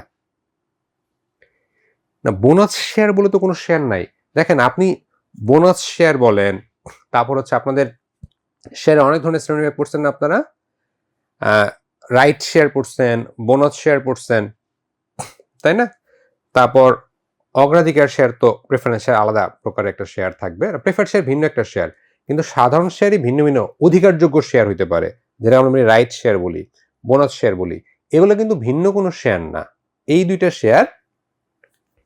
শেয়ার হচ্ছে কি, বা প্রবর্তকদের শেয়ার, ইভেন এগুলো হচ্ছে ভিন্ন কোনো শেয়ার না। ম্যাক্সিমাম ক্ষেত্রে দুইটা জিনিস common, right share, bonus share, এই দুইটা আমরা বেশি শুনি। রাইট শেয়ারের নামও তো শুনছেন আপনারা। এগুলো হচ্ছে অর্ডিনারি শেয়ার, এগুলো সবই সাধারণ শেয়ার। এগুলো সবগুলো কি শেয়ার? সাধারণ share. Right share, ordinary share, এর মূলত সাধারণ শেয়ারই, জাস্ট ব্যক্তি ভেদে বা প্রক্রিয়া ভেদে হচ্ছে এটা নাম হয়ে যায়। কখন আমরা বলি রাইট শেয়ার, কখনো বলি বোনাস শেয়ার। শেয়ার কিন্তু একই, যখন লভ্যাংশ হিসাবে দেবো তখন সেই শেয়ারটা হয়ে যায় কি, বোনাস শেয়ার। যখন এক্সিস্টিং শেয়ার হোল্ডারদেরকে প্রেফারেন্স দিয়ে তাদেরকে দেয়া হয়, যে আমি আগে নিজের শেয়ারের কাছে, নিজের শেয়ার হোল্ডারদের কাছে আগে বিক্রি করব, বাইরে পরে, তখন সেটাকে আমরা বলি রাইট শেয়ার। শেয়ারের প্রকৃতি বা শেয়ারের বৈশিষ্ট্য এতে করে চেঞ্জ হয়ে যায় না। শেয়ারটা মূলত কি সাধারণ শেয়ার। অগ্রাধিকার শেয়ার আবার ভিন্ন জিনিস, অগ্রাধিকার শেয়ার তো বৈশিষ্ট্যই আলাদা। বোঝা গেছে? আচ্ছা, তার মানে যে বোনাস শেয়ার পায় সে কিন্তু কোম্পানির প্রকৃত মালিক, সে ওই সাধারণ শেয়ার হোল্ডারের মালিক হবে। যে রাইট শেয়ার পায় সেও কি সাধারণ শেয়ারের মালিক হবে। এই জন্য আমরা সবসময় কি লিখবো, সাধারণ শেয়ার মূলধন বা শেয়ার মূলধন বা শেয়ার ক্যাপিটাল অর্ডিনারি, আমরা বোনাস শেয়ার লিখি না। ঠিক আছে? আচ্ছা, শেষ। বলেন বোনাস শেয়ার ইস্যু করা হলে নিচে কোনটি ঘটবে? মালিকানা সত্ত্ব অপরিবর্তিত থাকবে, যেটা আমরা এতক্ষণ আলোচনা করলাম। একটি যৌথ মূলধনী কোম্পানি লভ্যাংশ প্রদান করে থেকে সংরক্ষিত তহবিল থেকে, এইটাও আমরা আলোচনা করে ফেলছি। যদি সংরক্ষিত তহবিল না থাকতো সেক্ষেত্রে আমরা নিট মুনাফা দিয়ে দিতাম। ঠিক আছে? তো সাধারণত সংরক্ষিত তহবিল থাকবে। স্টক লভ্যাংশ প্রদান করা হলে কোম্পানির স্থিতিপত্রে কি পরিবর্তন ঘটবে? কি পরিবর্তন ঘটবে দেখেন, এটার উত্তরটা দেয়া আছে, দেখেন শুধু মূলধন বৃদ্ধি পায়। বলছি যখন মূলধন স্পেসিফিক ভাবে মূলধন বলে দিবে তখন আমরা কি করব, এটা উত্তর নিব। কিন্তু যখন মালিকানা সত্ত্ব বলবে সেক্ষেত্রে কি মালিকানা সত্ত্বের কোনো পরিবর্তন হবে না, কোনো পরিবর্তন হবে না। বোঝা গেছে? আমাদের মূলধন বৃদ্ধি পাবে এবং সংরক্ষিত আয় কমে যাবে, আলটিমেটলি মালিকানা সত্ত্ব। এই দেখেন, এটা বারবার বলে দিলাম, এটা হচ্ছে মূলধন। মূলধন মূলধন বাড়বে আর সংরক্ষিত আয় কমবে, মালিকানা সত্ত্ব কি থাকবে? অপরিবর্তিত থাকবে। শব্দগুলো মাথায় রাখতে হবে। ঠিক আছে? তাহলে এইখানে কি বলছে যে এইটাই ছিল মালিকানা সত্ত্ব অপশনে, আর এইখানে অপশনে কি আছে? মূলধন, জাস্ট ক্যাপিটাল পার্টটা বলা হয়েছে, পুরো ওনার্স ইকুইটি না। এই জন্য বলছে যে মূলধন বৃদ্ধি পাবে। ঠিক আছে? এই জন্য এটা হচ্ছে সঠিক উত্তর। আচ্ছা, তারপরটা দেখেন, শেয়ার হোল্ডারদেরকে লভ্যাংশ দেয়া হলে তখন কি হবে বলেন?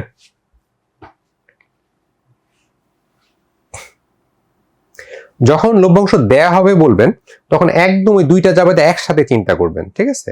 একদম একসাথে চিন্তা করবেন। কি হবে একবার ধরেন, যেহেতু কিছু বলা না, আমি ধরে নিচ্ছি যে নগদ লভ্যাংশ দিয়ে দেওয়া হয়েছে, তখন কি হবে?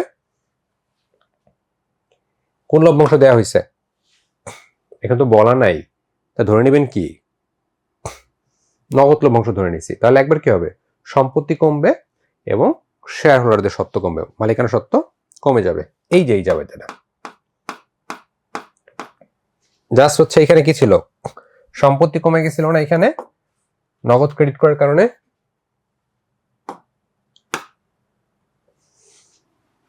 এখানে কি হয়ে গেছিল আমার, যখন আমি ব্যাংক হিসেবে ক্রেডিট করব তখন সম্পত্তি কমে যাবে।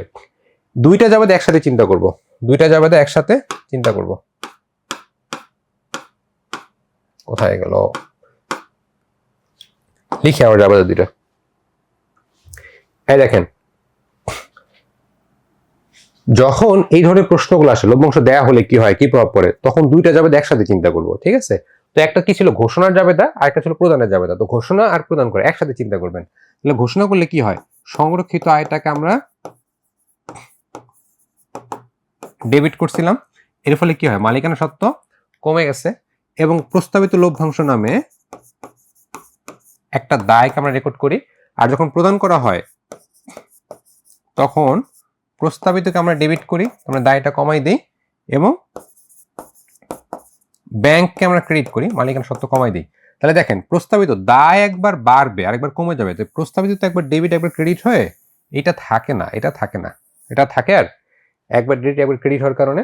তো আলটিমেটলি থাকে কোনটা, সংরক্ষিত হয় ডেবিট এবং ব্যাংক হিসাব ক্রেডিট। একবার মালিকানা সত্ত্ব কমে আর সম্পদ কমে, এই জন্য বলছে সম্পত্তি কমবে এবং শেয়ার হোল্ডারদের সত্ত্ব কমবে। যখন স্বাভাবিকভাবে এই ধরনের প্রশ্ন আসবে লভ্যাংশ দিলে কি হবে, তখন আমরা এভাবে চিন্তা করব, এই দায়ের অংশটা বাদ দিয়ে, যেহেতু একবার প্লাস একবার মাইনাস হচ্ছে, জাস্ট এই অংশটা চিন্তা করব যে মালিকানা সত্ত্ব একবার কমে যাচ্ছে এবং সম্পদও কমে যাচ্ছে। আর যখন বোনাস শেয়ার বলে তখন মালিকানা সত্ত্ব একবার কমে আরেকবার বাড়ে, তাই ওভারঅল কোনো পরিবর্তন হয় না। শেয়ার হোল্ডার কেন কমে বুঝতে পারছেন? যে প্রদান বলতে আমরা তখন দুইটা জাবেদা একসাথে চিন্তা করব। এরপরেরটা এই বহুত এগুলা বলা হয়ে গেছে। আচ্ছা, মুনাফা ও মূলধন জাতীয় লেনদেন সমূহ, এটা জাস্ট প্রস্তাবিত লভ্যাংশ দায়, হ্যাঁ দায় একবার বাড়লো আরেকবার কমে গেল, তো আলটিমেটলি দায়ের উপর কি থাকবে না, যখন ঘোষণা করবেন তখন দায় সৃষ্টি হবে এবং যখন পরিশোধ করবেন তখন দায়টা কি হয়ে যাবে, পরিশোধিত হয়ে যাবে। তাহলে আলটিমেট প্রভাব থাকে হচ্ছে শুধু মূলধন মানে মালিকানা সত্ত্ব এবং সম্পদের উপর। প্রস্তাবিত লভ্যাংশের উপর কোনো প্রভাব থাকবে? একবার দায় বাড়লো একবার দায় কমে গেল, তাহলে এটা কি হলো, প্লাস মাইনাসে শূন্য হয়ে যাবে। আচ্ছা, মুনাফা জাতীয় মূলধন জাতীয় এগুলো আপনারা বলছেন, এগুলো ছোটবেলা থেকে পড়ে আসছেন। সাধারণত যেগুলো রিকারিং বারবার ঘটে সেগুলোকে আমরা বলি মুনাফা জাতীয় আয় বা ব্যয়, আর যেগুলো সাধারণত এক অর্থ বছরের মধ্যে যার প্রভাব থাকে না, যার প্রভাবটা দীর্ঘমেয়াদী হয়, তাদেরকে আমরা বলি মূলধন জাতীয়। এখান থেকে যেটা সবচেয়ে বেশি প্রশ্ন সেটা হচ্ছে কোন নীতি অনুযায়ী মুনাফা জাতীয় এবং মূলধন জাতীয় দুই ভাগে বিভক্ত করা হয়। সেটাকে কি বলি আমরা, চলমান প্রতিষ্ঠান ধারণা নীতি অনুযায়ী। কি নীতি অনুযায়ী? চলমান প্রতিষ্ঠান ধারণা অনুযায়ী একটা ব্যয়কে মুনাফা জাতীয় এবং মূলধন জাতীয় দুই ভাগে ভাগ করা হয়। যেখান থেকে এক বছরের মধ্যে সুবিধা পাওয়া যাবে সেটাকে আমরা বলি মুনাফা জাতীয়, আর যদি দীর্ঘ একাধিক অর্থ বছরের সুবিধা পাই সেক্ষেত্রে আমরা বলি মূলধন জাতীয়। স্বাভাবিকভাবে তাহলে এগুলো একটু অপশনগুলো দেখে নেবেন। তাহলে সবচেয়ে বেশি পরীক্ষাতে আসে বিলম্বিত মুনাফা জাতীয়। কি আসে? বিলম্বিত মুনাফা জাতীয় সবচেয়ে বেশি আসে। দেখেন, মুনাফা জাতীয় তার হচ্ছে বিলম্বিত। সাধারণত যে সমস্ত মুনাফা জাতীয় খরচ অগ্রিম হয় বা যে সমস্ত মুনাফা জাতীয় খরচ থেকে একাধিক অর্থ বছরের সুবিধা পাওয়া যায়, তারপরে খরচটা হচ্ছে মুনাফা জাতীয়, যেমন বেতন, ভাড়া, খরচটা হচ্ছে মুনাফা জাতীয়, কিন্তু তার প্রভাবটা কি হয়ে গেছে, একটা অর্থ বছর ছেড়ে আরেকটা অর্থ বছরে চলে গেছে। আপনি একবারে 6 মাস দিয়ে দিচ্ছেন, এই অর্থ বছরে 3 মাস, পর অর্থ বছরে 3 মাস চলে গেছে।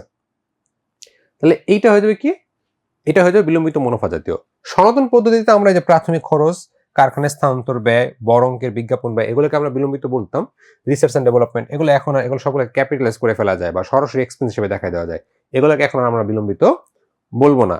এবং সবচেয়ে কনফিউজিং একটা প্রশ্ন দেখেন, এরপরে আমরা পাবো এই যেটা, বলেন কি হবে উত্তর? মারামারি লেগে যাবে এখন। এই তো মারামারি শুরু হয়ে গেছে। আচ্ছা, কোনটা হবে বলেন? অগ্রিম ভাড়া না প্রাথমিক খরচ? বাকি দুটো হওয়ার কোনো সুযোগ নাই। অবচয় বিলম্বিত না, পুরনো গাড়ির পুনঃসংস্করণ ব্যয় এইটাও বিলম্বিত না। এগুলো ক্যাপিটালাইজড মূলধন জাতীয় খরচ, আর অবচয় তো মুনাফা জাতীয় খরচ। দেখেন এইখানে অগ্রিম ভাড়া এবং প্রাথমিক খরচ দুইটার পক্ষে কি আছে, স্ট্রং যুক্তি আছে। অনেকে বলে প্রাথমিক খরচ ছোটবেলা থেকে পড়ে আসছি, আগে এটা ছিল, তাই এটা সঠিক উত্তর। আবার অনেকে বলে অগ্রিম ভাড়া সঠিক উত্তর। মজার বিষয় হচ্ছে এই প্রশ্নটা 1 বছর গ্যাপ দিয়ে পরপর 2বার আসছে, মাঝখানে 1 বছর গ্যাপ দিয়ে 2বার আসছে আর কি, সি ইউনিটে ভর্তি পরীক্ষাতে। এবং আমরা তখন স্টুডেন্টদের সাথে আলোচনা করে যেটা দেখছি, মানে আনসার মিলে যেটা দেখছি, যে সঠিক উত্তর নেওয়া হয়েছে অগ্রিম ভাড়া। সঠিক উত্তর নেওয়া হয়েছে কোনটা? অগ্রিম ভাড়া। এবং আমরা যে স্যার কোশ্চেন করে, আমাদের ডিপার্টমেন্টের স্যারই তো কোশ্চেন করে, তার থেকে আমরা জানছি সঠিক উত্তর নিচ্ছে কোনটা, অগ্রিম ভাড়াটাকে সঠিক উত্তর নেওয়া হয়েছে। আপনাদের শীটে মনে হয় 2 কোশ্চেনে 2 জায়গায় 2টা রকম আনসার দেওয়া আছে, কোথাও প্রাথমিক খরচ, কোথাও অগ্রিম ভাড়া থাকতে পারে এরকম। তাহলে এখানে আনসারটা কোনটা করবেন? অপশনে যদি 2টাই থাকে সেক্ষেত্রে অগ্রিম খরচ যেটা, অগ্রিম ভাড়া বা অগ্রিম বেতন, অগ্রিম অথবা অগ্রদত্ত একই শব্দ, অগ্রিম ভাড়া বা অগ্রিম বেতন, তখন এটা আনসার করবেন। আর এটা না থাকলে সেক্ষেত্রে প্রাথমিক খরচ আনসার করবেন। বোঝা গেল? আচ্ছা, মনে থাকবে এটা, এটা কারেকশন করে নেবেন, এইটা যেন প্যাচ না লাগে। আচ্ছা, নিচে কোনটি মুনাফা জাতীয় ব্যয়? কি হবে বলেন, কোনটা মুনাফা জাতীয় ব্যয়? সঠিক উত্তর বীমা খরচ। একদম আগুনের মতো বলে দিতেছেন সবাই। নিচের কোনটি মালিকানা সত্ত্বকে প্রভাবিত করবে না? কি হবে বলেন?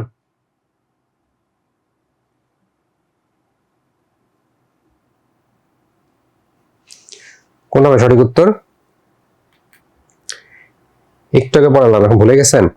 কি বলছি, যে ক্রয় দেখলে মাথার মধ্যে ওই যে আগে যেটা ছিল ক্রয় মানে খরচ, এটাকে আনবেন না। কি আনবেন? ক্রয় মানে সম্পদ। কি আনবেন? ক্রয় মানে সম্পদ। তো নগদে মজুদ মাল ক্রয় মানে মজুদ পণ্য ক্রয়, তাহলে কি হবে? মজুদ পণ্য ডেবিট, আর নগদান হিসাব ক্রেডিট। একবার সম্পদ বাড়বে আরেকবার সম্পদ কমবে, তাহলে মালিকানার সাথে কোনো প্রভাব থাকবে? কোনো প্রভাব থাকবে না। বিক্রিত পণ্যের ব্যয় একটা খরচ, খরচ হলে মালিকানা সত্ত্ব কমে যাবে। নগদে বিক্রয়, বিক্রয় হচ্ছে একটা আয়, আয় করলে মালিকানা সত্ত্ব বাড়বে। ধারে বিক্রয়, বিক্রয় ধারে করুক নগদে করুক যেভাবে করুক, বিক্রয় হচ্ছে একটা আয়, আয় করলে মালিকানা সত্ত্ব বাড়বে। তাহলে সঠিক উত্তর হচ্ছে কোনটা? নগদে মজুদ মাল ক্রয়। কিন্তু আপনি ক্রয় দেখে চিন্তা করতেছেন যে ছোটবেলা থেকে পড়ে আসছি ক্রয় করলে মালিকানা সত্ত্ব কমে যায়, তাহলে এইটাই কি হবে সঠিক উত্তর, হয় না? ছোটবেলায় যা পড়ে আসছেন তা দিয়ে তো ইন্টার পর্যন্ত পাস করলেন, চললেনই তো, আর কত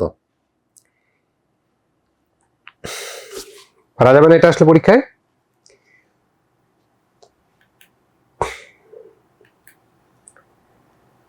এটা বলেন, ব্যাংকে জমাকৃত 10,000 টাকার চেক প্রত্যাখ্যাত হয়ে ফেরত আসছে, কি হবে?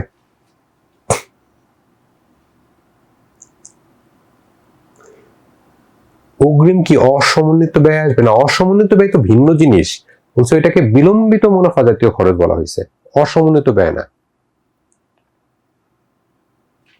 সঠিক উত্তর এ এ এ এ এ। সবাই সঠিক বলছেন, তাহলে আর কি বলবো? এইটার আমি এখন আলোচনা করছি না, এটা সেম জিনিস, এটা দেখাই দিছি আপনাদেরকে, আপনারা এটা প্র্যাকটিস করবেন, যদি না পারেন আমরা এটা আলোচনা করব। এইটাও পড়েছে, বলেন এটা কি হবে বলেন তো, পারেন কিনা, ছোট আছে।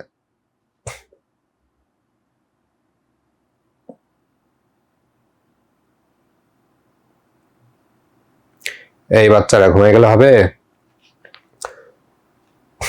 এটা কেটা?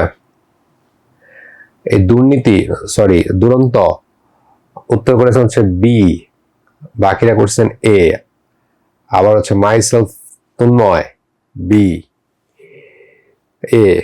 এ আর বি নে মারামারি লেগে গেছে, সর্বনাশ। কি হবে? কি বের করতে বলছে? এটা নিয়ে মারামারি কেন হবে? মালিকানা সত্ত্ব, সম্পদ ও দায় যথাক্রমে 50,000 আর 90,000 টাকা হ্রাস পায়, দুইটাই কমে গেছে। মালিকানা সত্ত্বের সাথে সম্পদের সম্পর্ক কি? মালিকানা সত্ত্বের সাথে সম্পর্ক কি? মানে সম্পদের সম্পর্ক কি হবে? সমমুখী সম্পর্ক।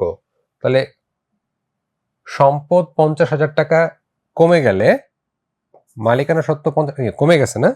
তাহলে সম্পদ যদি 50,000 টাকা কমে যায়, মালিকানা সত্ত্ব কি হবে? 50,000 টাকা কমে যাবে। আর দায় যদি কমে যায়, দায়ের সাথে বিপরীত, তাহলে মালিকানা সত্ত্ব বাড়বে। তাহলে আলটিমেটলি কত টাকা থাকবে? প্লাস 40,000, মানে 40,000 টাকা বৃদ্ধি। এই সি কি বললেন?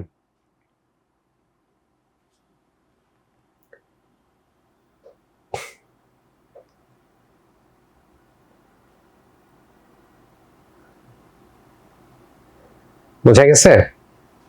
মালিকানা সত্ত্ব 50,000 টাকা যদি সম্পত্তি কমে যায় তাহলে মালিকানা সত্ত্ব কমে যাবে, যেহেতু সমমুখী সম্পর্ক। আর দায় কমে গেলে মালিকানা সত্ত্ব বাড়বে, যেহেতু বিপরীত সম্পর্ক। আচ্ছা, তো সঠিক উত্তর হচ্ছে ক।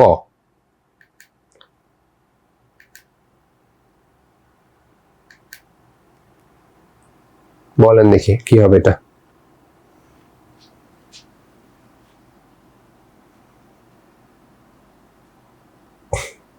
বলেন, একটি ব্যবসায় 50,000 টাকার যন্ত্রপাতি কেনা হলো, কার্যস্থল আনার জন্য আরো 1,000 টাকার বহন খরচ, বসানো খরচ 4,000 টাকা, মজুরি 2,000 টাকা অন্তর্ভুক্ত, কত টাকা ডেবিট করে যন্ত্রপাতি হিসাব খোলা হবে?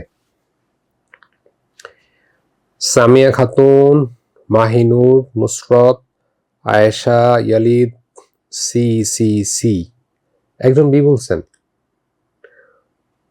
কি হবে বলেন তো? এখন কি হিসাব করছেন আপনারা? 50,000 টাকাতে কিনলো, তাই না? তার মধ্যে 1,000 টাকা হচ্ছে, আবার তার মধ্যে নয়, আনার জন্য 1,000 টাকা খরচ, বসানোর জন্য কত টাকা? 4,000 টাকা, মজুরি হচ্ছে 2,000 টাকা। 2,000 কি আবার বাড়তি যোগ হবে? কি বলছে? এই 4,000-এর মধ্যে 2,000 অন্তর্ভুক্ত, তাই 2,000 আর বাড়তি যোগ হবে না। সঠিক উত্তর হবে কত? 55,000 টাকা। সঠিক উত্তর হচ্ছে 55,000 টাকা। বোঝা গেছে? আচ্ছা, সহজ জিনিস সহজভাবে চিন্তা করবেন, জটিল করে চিন্তা করতে গেলে ভুল হয়ে যাবে।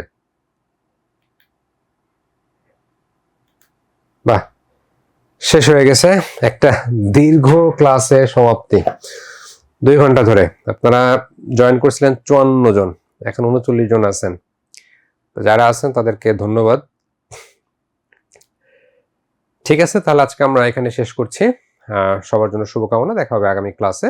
আসসালামু আলাইকুম রহমতুল্লাহ। ও কোশ্চেন করবেন, করেন কোশ্চেন করেন।